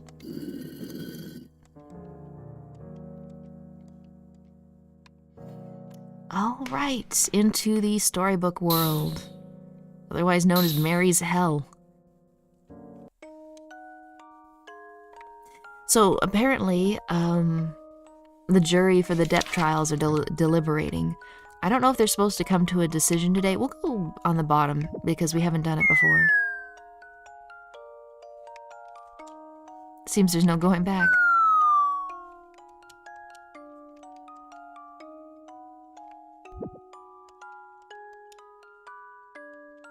Okay, well, we missed out on the fake diamond that breaks as soon as Gary puts his filthy hands on it. Isn't there a Reddit thread dedicated to people who eat nothing but raw meat? Ooh, raw meat? That's quite the gamble. You'd have to be really careful, I think. Although technically, doesn't cooking the meat raise your chance of cancer? I don't know how anyone would be able to eat raw meat. Like, whenever I'm, like, you know, you're about to skillet some chicken breast, and, like, it's so unappealing. And even fresh, like, the smell is kind of weird. Like, of course, if it's gone bad, that's one thing, but, like, even, like, fresh raw meat is kind of, ugh, you know? And the texture is slimy, and it's limp, and, ugh, I don't know. I don't know. I just can't get excited about raw meat, you know? I guess that means I'm evolved. This music is pleasantly creepy. Yeah, I like the wind chime noises. Eat the beef, become the beef, dream forth the iron beast, rock the iron sheet. Oh gosh, $2 from Han. Pet the doggo. Okay, I'm petting her. There we go. She is just sprawled out on the lap. I mean, maybe certain prepared meats taste good. Like, wait a minute, actually, I like sushi, don't I? But I think that's only in small amounts with generous portions of rice and eel sauce and spicy mayo to dip in. You know, like if you were to slap down like a raw fish fillet in front of me, I don't think I'd be able to eat it. Raw meat is actually what sustains an Eskimo's diet. I believe they're one of the few cultures to ever sustain a carnivore diet. Certain raw fish are the only way they get vitamin C and other stuff. Okay, fish. I think fish are an exception. Like, that's like the second culture that really likes raw fish. Like Japanese, Eskimos, there's probably a bunch of other, I bet you Hawaii's got a few. It seems like every coastal place has like a raw fish specialty. But I'm wondering if raw fish is the exception. Like, I've never seen a culture that's like, oh yeah, raw chicken, love that stuff. Serve me up some raw chicken. Or like, hey, raw beef, let's eat this raw beef. My dog is only a lapdog during thunderstorms or when gunshots are going off. Oh, I saw a book where Suomi children eating meat off the carcass. Huh. Then again, also remember, Eskimos, I don't think they come from, like, there's certain animals you shouldn't eat because they may be eating garbage and stuff if they're near human civilization. They may be drinking, like, sewage water and stuff. But at Eskimo, I imagine, like, the animals out there are pretty untainted, so. Oh, Mary drew images. It's such a shame she was plotting to take Gary's place. I'm so sad. I wish there could have been a happy ending for all three of them, but again, the rules of the world here don't really work that way. Omega-3 oil is good for the heart? Oh yeah. I think that's like krill oil, right? Inuit is the non-offensive term for what they called Eskimo in the past. Inuit? I think Eskimo is different than Inuit, isn't it? Like, they don't necessarily mean the same thing. Although, I don't know. I just know Eskimo from, like, storybook things. And every time somebody tells me something's offensive, I'm like, is it really? Like, I've been told, like, janitor is offensive, and I'm like, is it really? Like, no, use the word custodian. Custodian is way better than janitor. It's like, well, I don't think either word is that different from each other. Oh, well. Okay, Mary's got a knife. Let's hide. Mary's besties with Ebe, and Gary. Yeah, sure. In France, we got a dish called steak tartare, and that's just a roughly cut of raw beef, shaped in a steak with an egg on top that is also raw. And I don't know. I never ate it. Yeah, I've heard of that. I don't know why that's a thing. Like, is it good? Like, raw egg? Really? Those have the consistency of, like, loogies, you know what I mean? What the fuck? Who finds janitor offensive? Well, same thing with, like, Eskimo. It's like, did somebody actually wake up one day and be like, okay, that word is, like, hate? And it's like, is it? I've never heard Eskimo used in a way that was, like, a slur. But who knows? It seems like what people like to do is they like to rewrite words. Like, you're not allowed to say mailman. You're supposed to say, like, mail carrier or mail person. Which is really weird, you know, it's like you want to erase man from every word, but it's like, you know, woman, are we going to just get rid of that part? I don't know. Okay, so we got to fill up the bucket with water. I think it's just people wanting to be crusaders of justice with the most insipid stuff possible rather than actually doing any work. So instead they just like police words because that's, you know, that's the easy thing. You don't have to get off your computer chair to do that. All right, we'll get the key from the flower. I've heard that the Inuit folk are the only people who can eat polar bear liver without being poisoned because of their diet. See, and that's another thing. I have to wonder if that group of people, like, genetically over time has certain resistances that maybe other people would not. Like, if you took some guy, like, out of New York or whatever, and you dropped him in, like, an igloo or something, and he had to eat the diet that they ate, I don't know if he would make it, you know? Wait, what did I do? Okay, little mirror, that's right. We'll talk to Gary for a second. Also, we're gonna look at that pudding. I think that's flan, isn't it?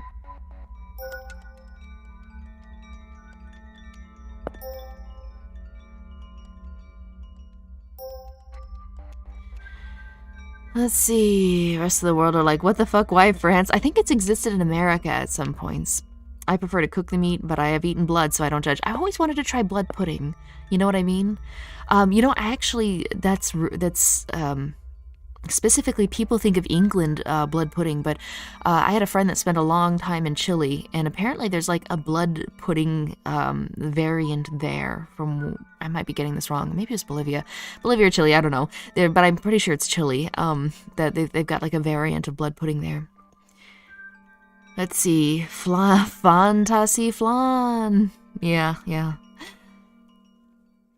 Word policing is what I find so difficult to keep on track with. Yeah, exactly. You could wake up tomorrow and a word that, like, never had any hate behind it is suddenly, like, if you say that, you're a bad person. It's like, since when? Like, remember the okay symbol? Like, you would try to trick people into looking at your hand to get them, and then someone was like, oh, well, it's a white supremacist thing. And it's like, no, it isn't. Just because you say it doesn't make it true. I get that people want to help, but sometimes I feel like people are trying so hard to fight for justice, they just end up, like, persecuting a bunch of people that don't mean anything. Oh well, we'll talk to him about 7 times. I think that's... Pour blood pudding and sausage in Norway, blood pancakes too, but it's not very common. I'm sure that was, like, a good way to use every bit of the animal, and I think there's, like, certain minerals in blood too that are important.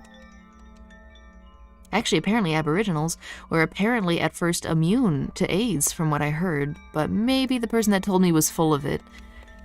Speaking of immunities, you guys have probably heard of, like, I think sickle cell leukemia or sickle cell disease or whatever, and it disproportionately affects the black population here, and if you're wondering why, well, why does it specifically happen mostly in this one race?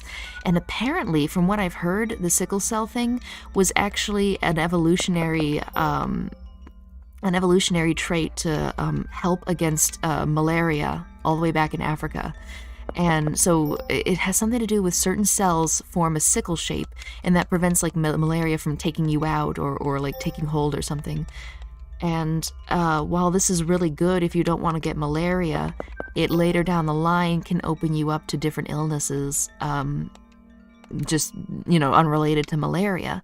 So it's almost like a hidden trade-off, you know what I mean? I always found that fascinating.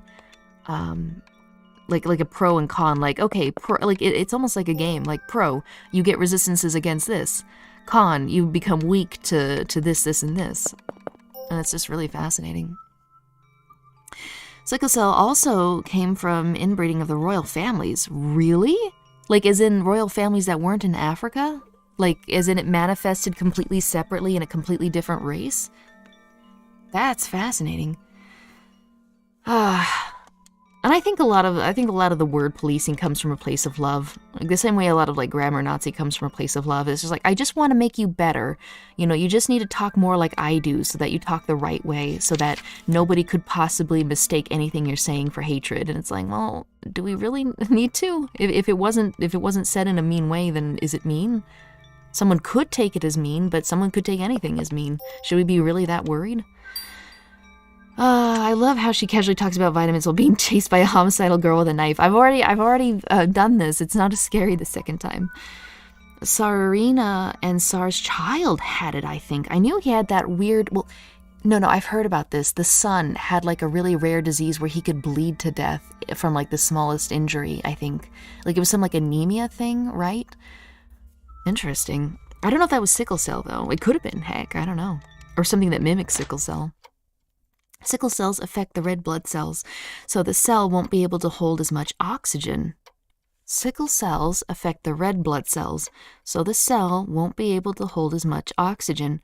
Wouldn't that screw over the body as a whole, though? Like, I feel like your cells really need to have oxygen. You know what I mean? This is just me and my big brain here.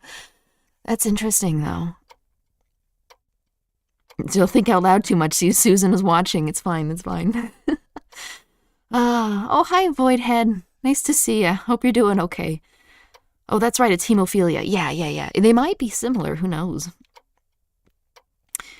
Sorry about it. I forget I said anything about sickle cell. Well, they are similar. Like, it's red blood cell stuff. Who knows?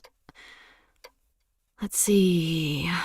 How are we all doing? We're replaying Eve on a NewGamePlus so we can gain access to the secret dungeon. So we are having a great time. Gary is having a great time. He's absolutely not going to die in this run. I have a good feeling about it. Okay. Horses down at the bottom. Mushrooms down at the top. Fruit trees middle. Sunlight top. Fish middle. Stars top. Footprints and butterflies. I still have yet to see those footprints, to be honest. And a delicious pink crayon. We did it. I'm okay just winding down after a few busy days. Nice. Yeah, that interesting, for example, you ever wonder, let's see, why Asian people have the almond-shaped eyes? Yeah, the monolid. It's because their ancestor came from the Great North and the eye adapt to protect from cold wind. Really? Like, I've always wondered about the monolid because if you look at a couple different races, nobody else seems to have a monolid other than, like, those certain Asian groups.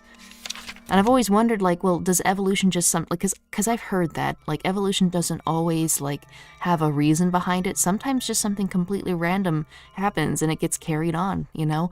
And I've always wondered if the monolid was just random. But, you know, it sounds like somebody's got a theory that it could have done to prevent cold winds from injuring the eye. Interesting. Ow, sorry. I sniffled a little bit there and that was loud. I should mention I'm still a little bit sick. The sickle cell can hold some oxygen, but not as much as if they were normally shaped cells. I mean, malaria resistance comes at a steep price. That's fascinating. So what percentage do you suppose have the sickle cell? You know what I mean? Like, if they adapted to help protect against malaria, like, what percentage of Africans living there, I don't know if you can get rid of it once you have generations in America or something, but what percentage do you think have sickle-shaped cells? It's fascinating. Pink starburst crayon. It'd be weird how many evolutionary traits are passed down because people at the time found it attractive. Yeah, isn't like blue eyes one of those things, and possibly blonde hair? Monolids also exist a bit in Northern Europe. Like Bjork has them, really? Dude, I had a friend that had like a monolid practically, like very almond-shaped eyes, but both her parents were white as fuck. It was weird. It's locked, so that's right. We need to get the pink crayon and color the walkway.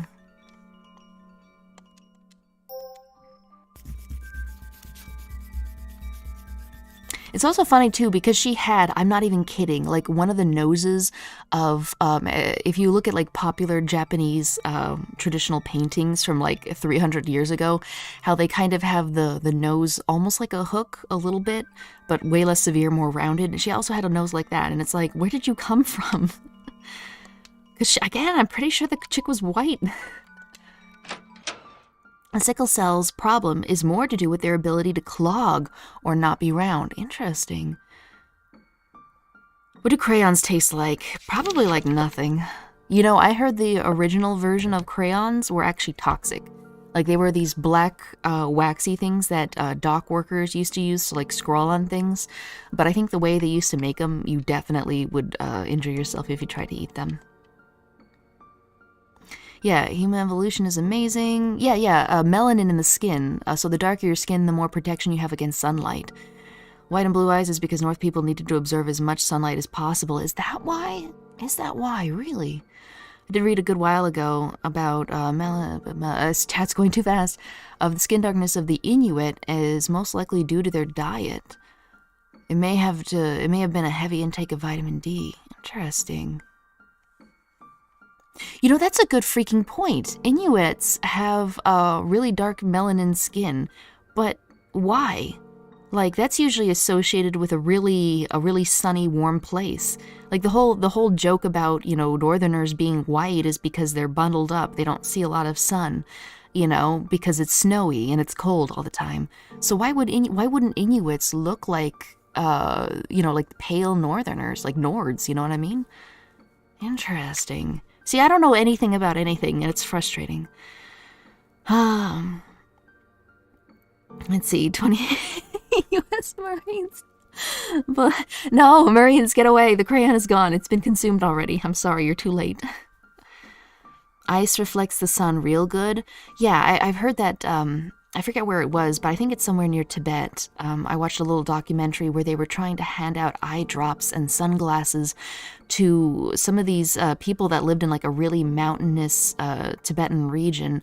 Like the women would go out and like shovel snow and the men would like drink coffee and liquor in the square. Like the women were doing all the work. It was very strange because they were all old women and then they were all old men just like relaxing. But the problem is a lot of the old women that were doing the shoveling and the work and stuff, they had sunburns on their eyes, like slight damage to their eyes because the snow would reflect the sun like a mirror into their eyes over long periods of time and cause damage. So they were trying to pass out like eye drops and sunglasses and stuff. I always liked the aquatic ape evolution and Alfred Wallace theories better than the Charles Darwin selfish gene theories. See, I can't remember what either of those are. All I know is that the idea that evolution happened to help the creatures is like a faulty line of thinking. It's just that the creatures that had certain traits flourished more and therefore you see more of them, you know what I mean? Let's see, yeah, it's snowing and cold, but it's very sunny. Did you ever see someone come from ski? They have to come back with sunburns. I guess so, but then why aren't Northerners, like, darker, you know? Wouldn't they get sunburned from the snow? And in the north, it's sunny for like 6 months. I just don't get it. Inuit skin, this is probably hell if you're actually trying to watch the story. I hope to God you go and watch like the first 2 parts that have me completing the game normally. Didn't they travel that ice bridge across Russia and Alaska during that last... I swear, I've always wondered how Native Americans ended up in America. And I happened upon that theory and I'm like, I guess that makes sense. Either that or, like, surely there couldn't have been, like, early man when Pangea split up into the continents, right? That's crazy, though, how humans just, like, get everywhere. Okay, so we gotta look for Gary and we gotta look for our Rose. If you're ever in a super icy place, putting charcoal under your eyes really would help as the large black spots absorb the light better than your eyes. How does that work, though? How does that work? Like, wouldn't the light be hitting both my eyes and the spots? Like, it's not like the light is about to hit my eye and then it sees the dark spots and it redirects into the dark spots. Man, I don't know how anything works. It all sounds like magic to me. It's easier to get sunburn at higher altitudes because there is less of the Earth's atmosphere to block the UV exposure. That's interesting. That's something I didn't think about either. All right, Gary, come on, wake your ass up. We gotta go. Well, the whole Northerners variety is a whole lot there. I'd say before the Vikings, we had Sami here in the north. See, I've never heard of Sami. When I think of Northerners, I think of the Europeans, like the blonde, blue-eyed Vikings with the big blonde beards and the pale skin. You know what I mean? Because if sunny areas breeds people with darker skin to protect them against the sun, then it goes to figure that colder, less sunny areas breeds people with lighter skin, the better to absorb vitamin D, right? So sunny places equal people with more melanated skin, and not so sunny places equal people with much lighter skin, right? Like surely that's what it comes down to. As far as I can remember, the Inuit diet explanation is over many generations. I wasn't suggesting you eat a load of cod and get a tan. No, I'm gonna do it. I'm gonna do it. Me and seafood have never gotten along. I try to like it. I do. It's just the texture. I mean, I guess a lot of fish are fine. As long as they're white fish. Let's see. Oh yeah, the sport thing also, but black paint under the eye to protect them from the sun, like some primitive shades. Interesting. Okay, I'm fine, Gary. Let's go get our rose. Sorry to bother, just got here. What's this game about? Okay, we are like 4 episodes into the game. I've already beaten it. I'm replaying it so that I can get to a secret dungeon that only opens up if you play the game a second time. I'd highly recommend watching part 1, 2, or 3, or Manly Badass Heroes playthrough of the game. It's about a 9-year-old girl who goes to a museum with her parents, and as she's wandering the gallery, she gets stuck in a painting world, and her only other friend is Gary, which is this guy, who's hopeless, but he's pretty cool. And the paintings are out to take your flower away so that you can't leave, and then, you know, maybe they could get your life from it or something like that. So yeah, I would highly recommend watching the first couple games, because I'm not even reading the dialogue, because we just played through this part yesterday. So I'm not going to read through everything again, because we already did that, and you can watch the video from yesterday for that. So quick, turn back now, otherwise there's going to be super heavy spoilers for the game. Unless you don't care about the game, in which case, whatever. Let's see. Fun fact, Vikings weren't actually blonde. They have the reputations because they would bleach their hair to kill lice and vermin aboard ships. Wait a minute. Well, then who was the blue-eyed, red-cheeked, blonde people? Like, that always gets associated with, like, who are the blue-eyed blonde people? Like, who was that? Would eating sawdust prevent hemophilia? I don't know. I don't think so. I feel like hemophilia is like an iron deficiency thing. Even good old fish sticks? Well, if they're battered and fried, you could pretty much eat anything. A fish I could never stand was cooked tuna, especially from the can. I like tuna. You throw a little bit of yellow mustard in there, you mix it around, you toast up 2 pieces of bread, and then you spread it out on there. It makes a good tuna sandwich. Let's see. I'll eat extra seafood and shrimp to make up for the haters here. Gosh, I wish I could eat shrimp. Like, you know, I never had a crawfish before. But it was like a crawfish festival a couple weeks ago, and I was like, wow, that person has a big pile of bright red crawfish. How do you do that? So, yeah, I had my first one, and you basically have to grab it, twist off the head, and pull out, like, the spinal column, and then eat it and stuff. And I went to, like, a gumbo shop, so it had really good sauce on it. But honestly, I liked the potatoes in the sauce of the gumbo more than the seafood, which is really good because the guy told me that you can actually just get, like, 3 potatoes for $3 in the sauce of your choice. So that's what I get. And that is that. I didn't know it, but it stands to reason. I also hear they didn't wear horned helmets? Guys, you're breaking my heart here. Salmon is better than tuna. I like salmon, especially stuffed salmon. Salmon's always been a good fish. Tuna and head egg sandwich. Damn, that's good. Hard egg. Yeah, you can make a good egg salad sandwich the same way. A little bit of yellow mustard, hard-boiled egg. You can throw some other stuff in there, but the mustard's the key ingredient. And then, like, have it on toasted bread. All right, we gotta find the key. Let's see. There's only light in the North Pole in certain months out of the year. Like, even Alaska has that too. They've got like 30 days of night and then like 30 days of day or something. It's rough, man. Oh gosh, Lemmy winks with the $5. I'm sure all this skin shading is somewhat correct, but remember, there's only light at the North Pole like certain months out of the year. That's a good point. That's a good point.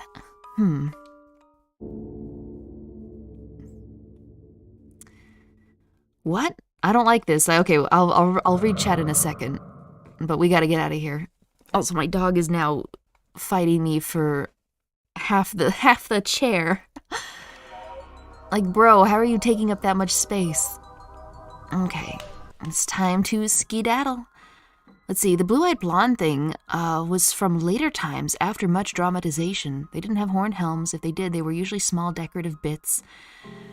Head egg? What? Oh yeah, hard egg, head egg. That's such a shame. This reminds me of Shadversity. Basically, he'll like talk about romanticizations of armor and stuff and why or why not they didn't happen, or if they were a good idea or how they did happen. Okay, Gary wants violence. We're gonna have to kill Mary. I wonder if you can take Gary into the secret dungeon. I wonder if you can take Mary into the secret dungeon. Interesting. Okay, we're gonna burn them. Okay, guys, it's time to commit murder against a painting that looks 9 years old. Thick doggo. Yeah, she has somehow wormed her way in, and I'm on the edge. Like, my model actually might be off-center now, because normally I'm, like, over here, and now I'm not. Wasn't the horns because of the theatrical representation? Yeah, I think you're right. Vikings were a lot like Spartans. They worried more for function. Things like that were a hazard on the battlefield. They also had a pretty handy farming ability. Well, okay, listen to this. I feel like you probably could do horns on either side of your head on a helmet, but instead of turned up so that the horns were pointing upwards, what if they were turned down? I think there's a line of thinking when it comes to armor about how it's a good idea to have a certain shape that encourages any chopping blades to glance and deflect off. That's why you have certain like curvature to armor. It's because instead of absorbing the blow, it's meant to have the sword hit it and glance off of it, because it's basically like trying to whack your hand on like a ramp or something. Your hand's just gonna kind of like move down the ramp if you try to hit it. So like, what if you had the horns like curving downward? You know, although I guess I would just end up putting it into your shoulder, wouldn't it? Unless they were really big horns. How old is your doggy? I don't even know anymore. She's pretty old, though, but she doesn't act like it. Not yet, anyway. Spartans had good farming ability? Or, wait, Vikings did. Yeah, they had a lot of vineyards, didn't they? Like, isn't Newfoundland, didn't they, like, have a bunch of grapes or something? I do believe the reason for blondes and redheads in Ireland is because of the Viking invasions and settlements. Yeah, see, Vikings must have been blonde. I don't know about the redhead thing, but they must have been. Maybe not all of them, but surely a good portion. My blonde hair and blue eyes are a mystery for me, too, since no one in my family has them. Lucas, I hate to tell you this, but I think you might be adopted. I'm joking. It's probably like some weird recessive thing. Okay, burn the painting. Okay, if you wear horns on your helmet, it gives the enemy a spot to grab at, and to not want the enemy to grab you by the head. Well, that's fine. While he's putting his filthy mitts on my awesome helmet, I'll just stab him in the chest with my cool dagger. I know the boomerang look, that sort of was adapted by some. Oh, samurai helmets are believed to represent rabbit ears, since they were speedy. You're right, that weird checkmark triangle on samurai helmets on the very front of the forehead. Sorry, Mary, rip, but we're talking about more important things. Yeah, I wonder why they did that. Or if they actually did that at all. Recessive genes have seen cases of redheads appearing out of nowhere after 3 generations. You can't keep them down. Please, their preferred term is ringas. Gingers are the only people with souls. You know what? I've heard that gingers actually have, it's due to the gene, like, it has something to do with, like, the same gene that causes you to be a redhead is also associated with you having, more pain tolerance towards either heat or electricity. Like, you have more tolerance towards, pain sensors, like the sensory, related to detecting heat, but less tolerance for electricity. Or maybe it's the other way around. I swear I've heard that somewhere, and I'm like 90% sure that's true. Okay, we're gonna give we're gonna give Harry the handkerchief. Here you go, Gary. A handkerchief. Thanks, but isn't that important to you? I'd feel kind of bad. This is such a sweet scene. I'll be fine, it's not that bad. You can put that away. Now then, let's head outside. Oh, fuck! We don't have enough bond with Gary. No! Handkerchief rejected. Okay, alright. I guess I didn't have enough bond with Gary. Okay, let me see. I swear I talked to him 1,000,000 times. Or maybe it's because the dungeon is coming up? Let me see. I'm gonna have to look at the relationship counter. I can't believe that happened. I'm glad I was paying attention, otherwise I never would have noticed that. Tolerance for electricity? What am I, a Pokemon? Yeah, it might not be electricity. I think it has to do with your nerves when detecting heat or something. Like it doesn't set off as much. I swear, I promise what I'm saying is probably true. You're gonna make me Google this, aren't you? Because you're like, I don't believe that. That's weird. All right, let me see. See, redheads have higher pain tolerance. It autofilled in Google. The inactive variant of this receptor in redheads is why their skin doesn't tan.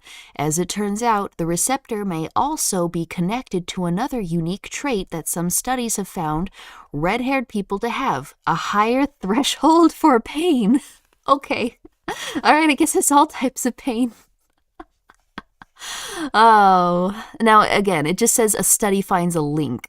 That could mean anything, you know what I mean? Some studies are just bullshit. This is NewGamePlus though, so maybe you give it to him another way. Oh, thank God. Okay, because I am legit about to replay the file. Like, Grace Kelly, you seem to have a lot of knowledge about this. Did I do something wrong, or is this supposed to happen? Because I could have sworn that when I was researching the endings, you won't have... It's okay. You won't have the option to give him the handkerchief at all. Hey, it's okay. It's okay. Sorry, my dog is groaning. That's why I know FemShep is a redhead. I've always played FemShep with red hair too. I'm just making up facts to mess with people. I'm a pathological liar. Okay, alright. I wish I was a ginger right now. It was on Google, so it must be true. Yeah, exactly. But I heard this like 10 years ago too, and I'm still seeing instances of it. So either it's a long-standing rumor, or it might just be true. Either that, or maybe it'll be like a placebo, and you think you've got less pain tolerance. Let's see. I can tell you, yes, it's tied to bond. I really don't. It was a guess. Fuck. Okay, I'm hoping we still get the good ending. All right. In that case, we may have to replay this. It's not like we're doing a great job anyway. All right, Gary's bond counter. Reading the poster about the right-hand trick in the maze room. See, this is... Unfortunately, the wiki is formatted for the original. Stopping him from kicking the mannequin head. Yes, I did that. Picking up... Okay, so it needs to be a count of 8 or higher. So, stopping him from kicking the mannequin head. 1. Picking up his coat. 2. Talking to Gary 7 or more times in the safe room after returning his coat to him. 3. We've done that. Reading the diary in the optional rope maze from the bookshelf near the end of the maze. I don't know that one. Looking at the milk puzzle. 4. Responding to Gary about Ib's presence not being ... Okay, 5. Talking to Gary 6 or more times in the fake sunlight. 6. Telling Gary about Ib's condition, not ... after falling into the toy box. Okay, 7. Wait, that's only like 7 opportunities, though. Okay, his bond counter must be 8 or higher. 1, 2, 3, 4, 5, 6, 7, 8, 9. 2 of them weren't applicable because there was no maze room in the remake, and there is no diary in the maze room either.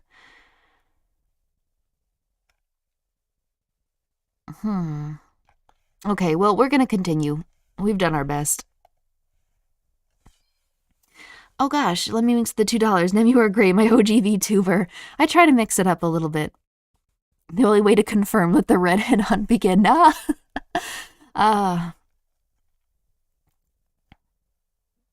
The added way to get the good ending is the Red Eyes room having to drive Gary insane and then Ib smacking him for the extra bond. Fuck.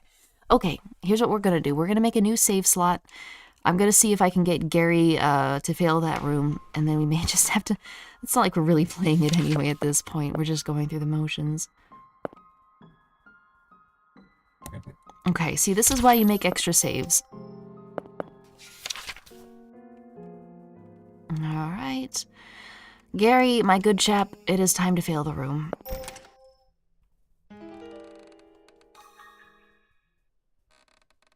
So wait, I actually have to smack him for the extra bond? I can't say his name? Like, I specifically have to use a slap. Interesting. So I can't say his name, I have to smack him. Most medieval battle deaths weren't from blades or spears, but being trampled and suffocated in mud? Yeesh. Okay, it's weird, but I guess you can't be a horror game without imperfect people. Okay, well, slap it is. Sorry, guys, you guys are the real victims here. So, I guess we'll just let the doll eat him. We'll hydrate.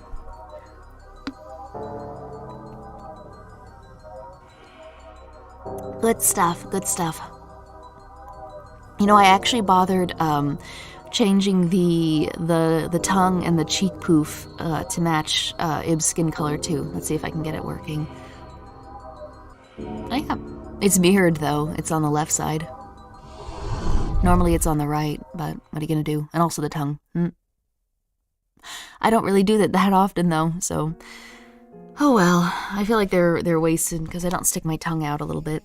Or I don't stick my tongue out very much. Okay, well, let's cross the rainbow bridge again. My god, I've done this too many times. It still does make a really cool noise when you go over it, though. Don't forget, sickness took many lives in the medieval ages. I believe it. I'm sure infection and disease were the main causes. Man, it absolutely sucked to be a human not that long ago. It's kind of weird, isn't it, that we're able to be humans right now at this point in time when... Any other time prior to like 30 years ago, 50 years ago or so would just be, okay, maybe more than 100. It would just be hell. Okay, we're going to save over our latest save.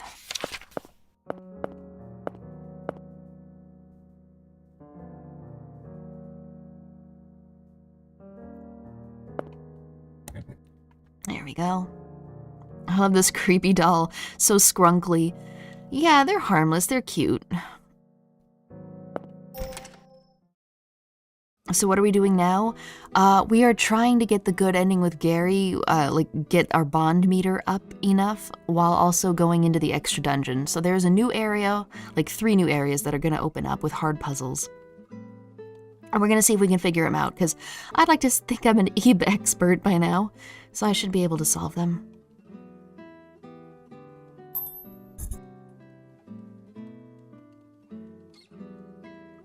Quick, Ib, start beating them up.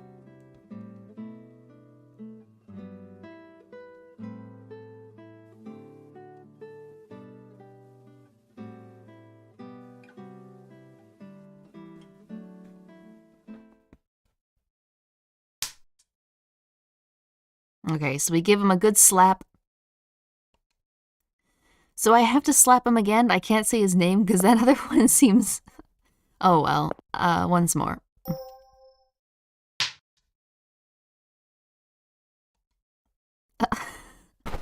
Poor Gary, ow! What are you doing, Ib? Okay, he's back. Ib Smith time. Fun fact, it took humans less than 100 years to create antibiotic immune diseases. Antibiotic immune diseases? Like diseases that were immune to your antibiotic system? Or wait, what? I don't know if I understand that sentence. He was so abusive. She had to do it, man. He made her do it.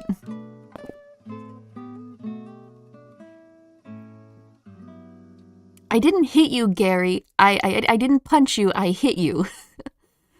Alright then. I'd like to say we need to press ahead. Right you are, Gary. So that's that. I love how he jerks back. Yeah, she hits him even harder. I think I think Ib gets a taste of it and she's like, ooh, don't mind if I do. And she's like, let's do more of that. Absolutely, I love it. See, now if you failed the room, and you go back here and you try to look at the M, it won't say Mary anymore. It'll say Marvelous Night.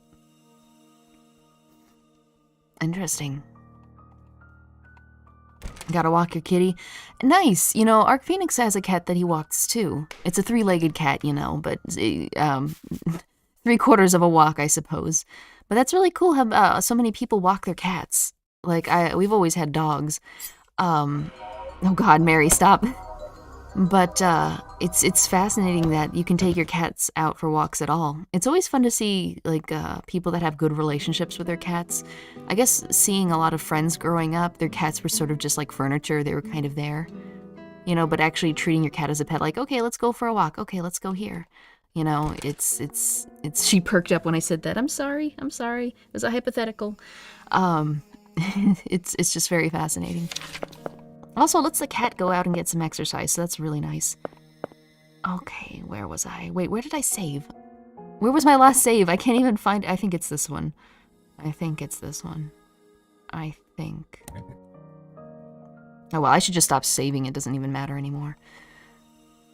Ah, I love all those details. Who's your fave out of the three? Fave out of the three what? Wait. Oh, favorite is definitely Gary.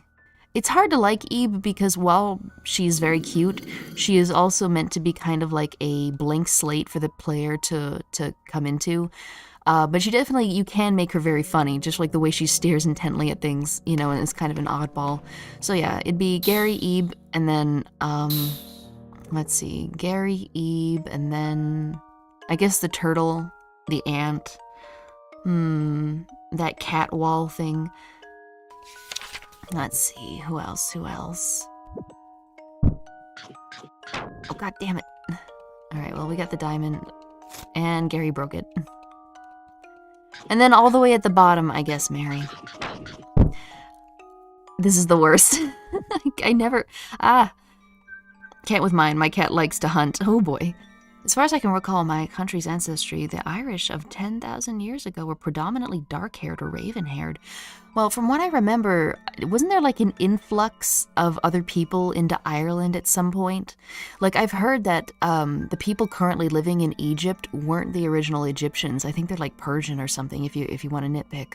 And that's happened with a lot of places too. Like, the people who occupy a space now were not the people genetic-wise that occupied that place a long time ago. Which is bound to happen. People come and go. Civilizations rise and fall and leave, and, you know. Mary is best girl. Ugh. She can be best girl when she stops trying to kill Gary, okay? Now, funny enough, Cleopatra the 7th was Greek. I believe it. There was a whole lot of Greek people intermixed with Egyptian culture.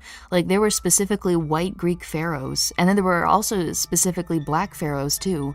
I've heard about a couple of those. But it seems like, for the most part, a lot of Egyptians were Egyptians, and something completely different from the Africans and the Greeks and all that. And the Persians, too, I assume. Alright, let's go ahead and read the message, which unlocks the door. I hate that we're doing this all over again. Gary fans rise. I feel bad for Mary in some ways, but I can't like her. Yeah. It's sad because, I mean, if I were trapped in a painting and I wanted to get out, who knows what lengths I would go to make that happen. But that's just how it is, you know. Poor Gary ended up in a painted world, and now a painting wants to take his life away so that she can live outside of it. And she has no right to his life, you know. Now, what if they could just get, like, a criminal or something that's killed, like, 30 people, and, like, he can sit in the painting and die, and then Mary can leave? But the problem is that book said that only wholesome spirits can enter the world. Which is a shame, because that basically means only good people can come in, which means that only good people can die for the paintings to leave.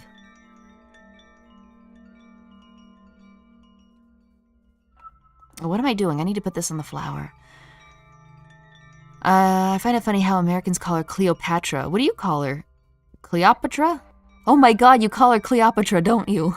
That's it, isn't it? But isn't it Cleopatra? Cleopatra. I should just say it that way from now on, just to piss everyone off.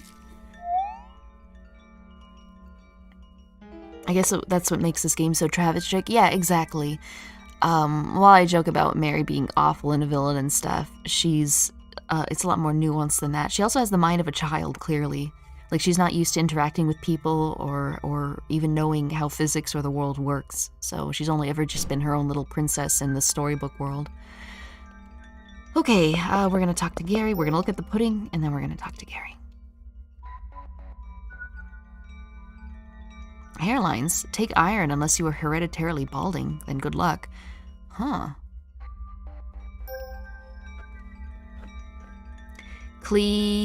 Cleopatra. She was the booby pharaoh. No. Cleopatra. Oh, okay, well, it's certainly different than Cleopatra. Well, not much. Cleopatra. Okay, so you don't like the O, you like the Cleopatra. Cleopatra. It's practically an A, isn't it? Cleopatra. Huh. Alright, guys. New poll. Because I can't drag this out more than I already could. Cleopatra. Cleopatra. There we go. Make your voices heard, for better or for worse. Gary was the reason I tried those sweets he talks about. He is right there. Great. Oh, you've tried the macaroons? That's awesome. Well, it looks like everyone prefers Cleopatra. I love democracy. Okay. Okay, one. We're gonna do it like 12 times just to make absolute sure.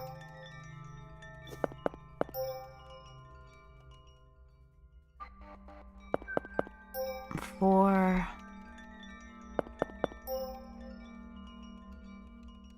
Now I'm hungry for potatoes.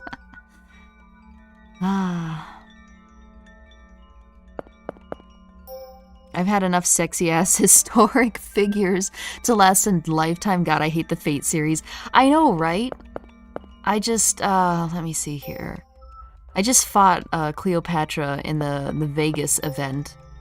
And and Scheherazade was there too. I just rolled a Scheherazade, honestly. And, or I'm sorry, Scheherazade, depending on where you're from. And my god, does she have some lovely art. But my god, is she apparently like one of the worst casters you can get in that game. But she is a treat to look at. Do not refer to ancient names by their correct pronunciation, please. Or Julius Caesar becomes Julius Caesar. True to Caesar. And Cicero becomes Kikiro and shit. It's so bad. I know. Veni Vidi Vici is apparently like, it would have been pronounced Weni Wedi Vici, which sounds like Elmer Fudd, and I don't like it. Oh, he's talking about the macaroons. Nice. Yeah, I mean, don't get me wrong, Kaiser is pretty fun, and I'm pretty sure that's where Russians got the Tsar from, you know what I mean? But I also really like Caesar, and I also like Veni Vidi Vici, you know?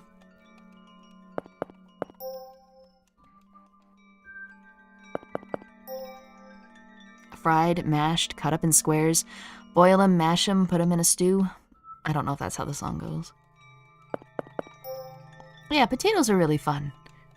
If you go to like one of those gumbo places, seafood places where they specifically do Cajun stuff, you can see if you can just get it without the seafood and get a bunch of like little potatoes in there. And what you do is you take your knife and you cut all the potatoes into little pieces, like quarter them, and then you do it that way. That way they can soak up the proper amount of juice. Oh, it's so good. Man, I'm really hungry now. Okay, I'm ending the poll. It looks like Cleopatra wins by almost 60%, so there we go. Ave is pronounced Awe. Yeah, isn't it like something that's spelled veil is pronounced Wale, and Ave would be Awe? Yeah. It sounds like a posh dude announcing he has a boo-boo. Awe. That's awful. The Germans got Kaiser, and the Russians got Tsar. Interesting. Ew, the proper pronunciation for Veni Vedi Vici sounds like the ooh variation of it. Weni Wedi Wichi, I came, I saw, I conquered. I hate that. I've played Fallout New Vegas so much. Yeah. Good game. It's where the Germans got a Kaiser. Honestly, I like that pronunciation, but Julius said correctly is a no for me. Yeah, what? You don't respect Julius? You don't respect Julius? Plus the Leo in Cleo. Yeah, that's a good point. Do you Brits pronounce it Leah and like Cleopatra? Leah? I feel like you don't. Checkmate. Has there been a civilization that believed that potatoes are the tuber of the gods? Probably. Great thing. Oh, okay, that said, Little Dark Age, saying in traditional Latin with proper pronunciation, is fire? I didn't know that. Little Dark Age has a Latin version? That's fascinating. I'll have to look that up if I remember. Great thing about speaking a Latin-derived language is that we understand like half of the other ones without ever even learning them. I know, right? It must be so nice to have a Latin-based language like French, Italian, Spanish.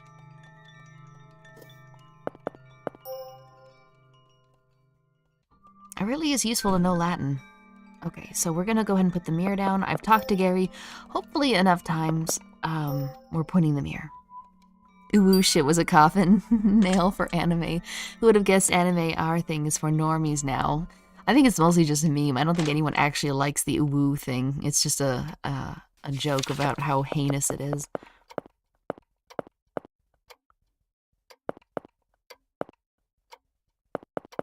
I think we're here. Okay, I have no idea anymore. The saves have become a blur, to be honest. Okay, horses, mushrooms. I bet you guys have this memorized by now, too.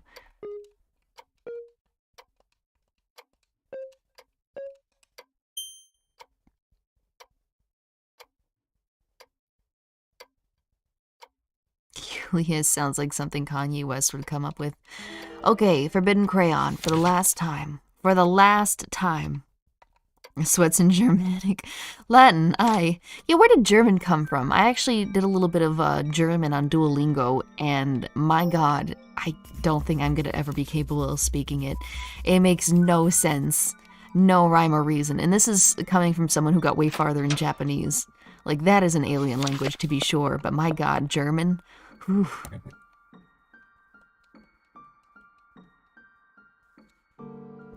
This game is your life now. You live and breathe Ib. I want to stop playing now. I just wanted to play the extra dungeon, and it has been 2.5 hours getting there.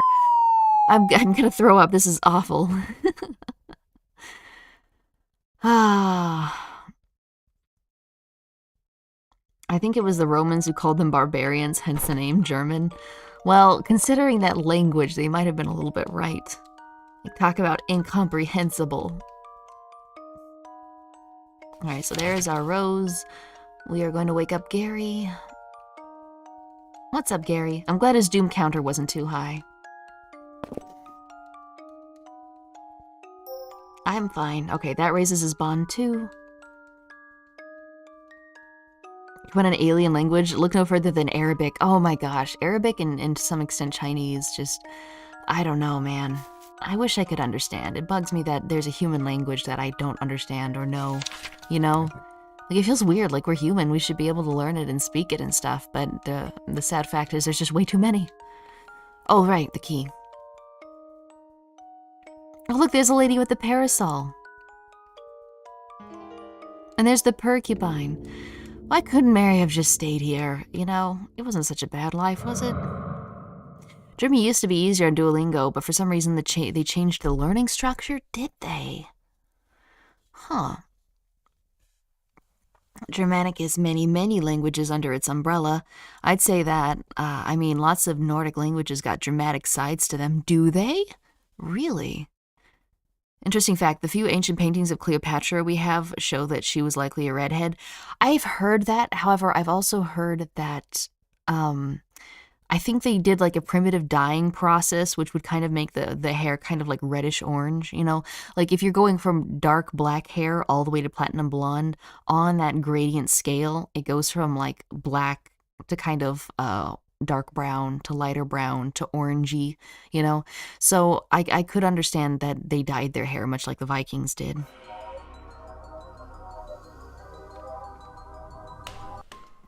I've always been curious where the root of language of Eastern countries come from, what it is. So many Western languages tend to come from Latin or its derivatives. Yeah, that's a good point.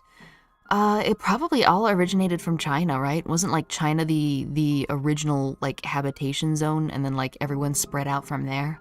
I could have that wrong though. It could be somewhere like beyond China, but I couldn't imagine because it's not like it's going to be the mountainous, snowy regions, right? Because that's really hard to cultivate. If you're going to have like big time farming and stuff, you're going to have like a more temperate area.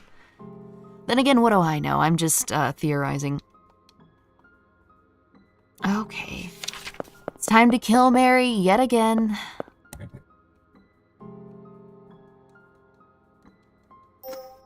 I don't feel too bad because she did try to kill us both.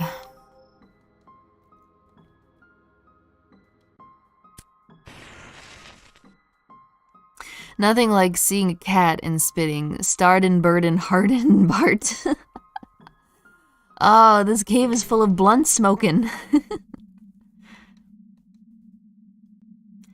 No, the first recorded civilizations were recorded in the Middle East and Mesopotamia. Yeah, I don't think anyone's disputing that. I think there's a reason they call that like the cradle of civilization. I think we're talking about like Asian languages and stuff, unless I misinterpreted the comment.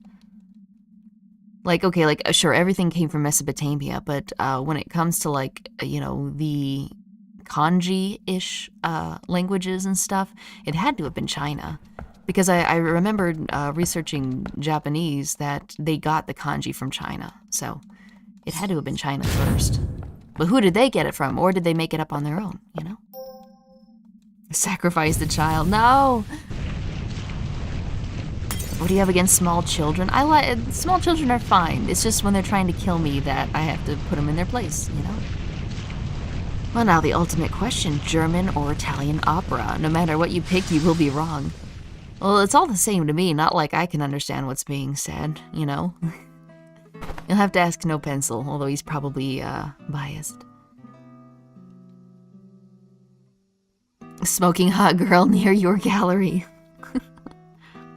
Alright, yeah, the Oriental language definitely came from ancient China, right? But did it originate there? Where did the ancient Chinese come from, you know? Ow. Like, how far removed are they from Mesopotamia? Did people in Mesopotamia just, like, go to China, and then, like, that's how China started? Or were there, like, a few more stops on the way? Like, did they go somewhere else, and then those people went to China, you know? The migration of people is just insane, isn't it? Oh, here we go. Just a little scratch. Here, take this handkerchief, Gary. This is not an offer. You will take it. A handkerchief. You're sure? Then I suppose I'll borrow it. Wait, hold on, isn't this real lace? Ah, okay, so we definitely had to have him fail the doll room. Thank you so much for the help, guys. That's so weird. I don't know why, though. Because last time I was able to give him the handkerchief, when he passed the doll room. So there must have been some trigger that upped his bond when I wasn't looking. Hold on, isn't this real lace? I wouldn't want to make this dirty. Too late, unfortunately. Oh well, I'll be borrowing this then, thank you, Ebe. Now then, let's head outside. Hot killers near you. Do you plan on hanging out after stream? Probably not. If I'm probably gonna need to eat or something and then do a dev stream in a couple hours. Mysteries of Life with Ezra. Linguists actually don't really know where the Japanese language came from. Its language is isolated. I could understand that. Like, Japan has been extremely isolated for a long, long time. I do know that they got the kanji from China, though. Although, isn't it weird that Korea didn't get any kanji? Not that I'm complaining kanji is horrible, but, you know. Now then, let's head outside. Although sometimes it can... I've been learning to really kind of appreciate kanji a little bit more, because if you don't know every word in Japanese, sometimes the kanji can give you hints about what it is. Like, for instance, if you learn to recognize the kanji associated with bad, you know, you can start to, like, kind of understand maybe some words. Just like, recognizing particles, not particles. No, particles. Yeah, particles is the right word. Carry his best boy. Yep. No resting this evening? You did say you were tired. Yeah, I may just not do a dev stream tonight and just like slowly do the faces in my own time. Cause there's a horoscope episode with kittens tomorrow, by the way. Wait, this is too far, isn't it? Yeah. Okay, guys, dungeon time. I'm ready to end the stream, but we are at the dungeon.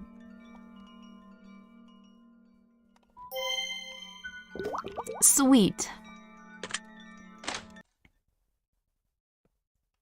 Okay, so this is going to be the NewGamePlus content.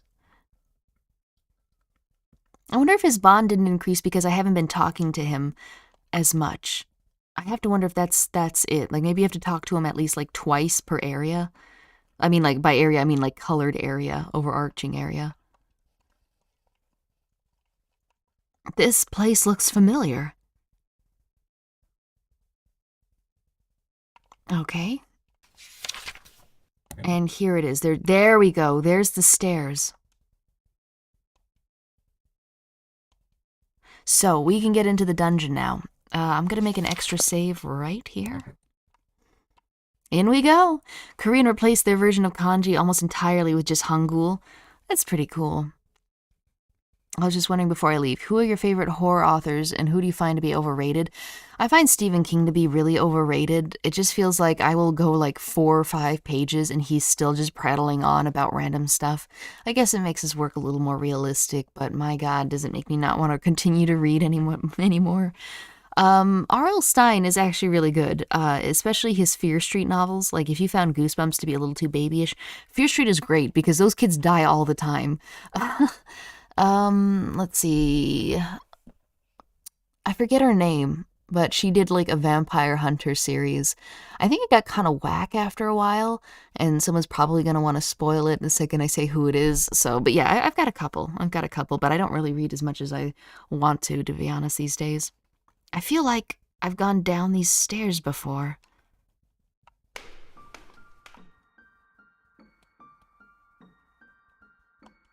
I wonder if this is the way to the exit. Gary, it is not. I'm gonna level with you.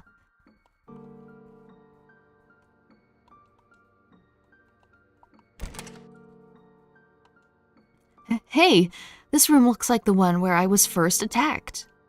Don't tell me we've looped back there. The walls are a different color? Ah, true. Then yes, it must be a different place.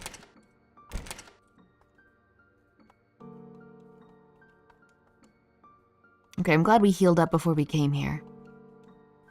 I hate to say it, guys, but I might actually have to end it here and rename the title to Preparing for the Final Dungeon. When the rose wilts, so too will you wither. You and the rose are intertwined. You must learn the weight of life. So my question is, what if Gary were dead? Would I be here alone? I mean, clearly I would be. But what if Mary were alive? And she had taken his flower and stuff. Would I be meeting her down here and I would be able to talk to her and stuff?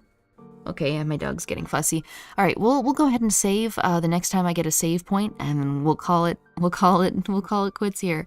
Keep an eye on that new thriller visual novel, though. I'm thinking of maybe giving it a try. It just happened to capture my attention, and it's new, so you know, might be. It's always best to get the maximum amount of views to play a game that just came out. Yeah, see what? I think Mary would be hiding out until you left. Interesting. These are new. Concealed secret. So this is the orange area. The color of the walls changed again. So we've reached a new area. Deja vu. Color, okay. Alright, well, you know what? We'll take a peek.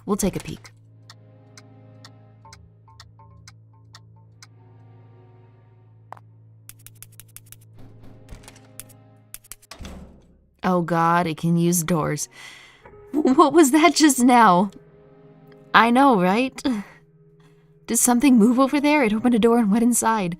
Alright, Gary. This is a problem for future Ebe and future Gary. I think if you saw or kill Gary, I couldn't see you two having a nice chat. Yeah, that's a good point. Good night. Oh, dinner tastes good, and thank you for the stream. Well, thank you for coming. I hate that I have to rename this to getting prepared for the secret area. Tomorrow will be the final dungeon. All right. Okay, are you ready? Are you ready? Okay, my dog's hungry. All right, on the clock, I wasn't here. You saw nothing. It's like, bro, busted. Thank you for coming by, and thanks for taking part in the insipid conversations we have. They are really fun, though, aren't they?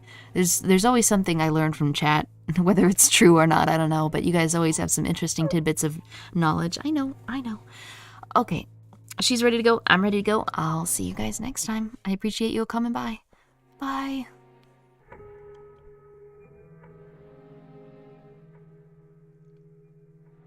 What is that?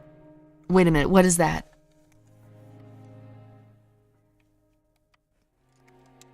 I'm a white ant. I can't cross this hole. Bring me a... Okay, sorry, I thought... I heard a clock ring, and I thought death was coming for us, like a la Persona 3.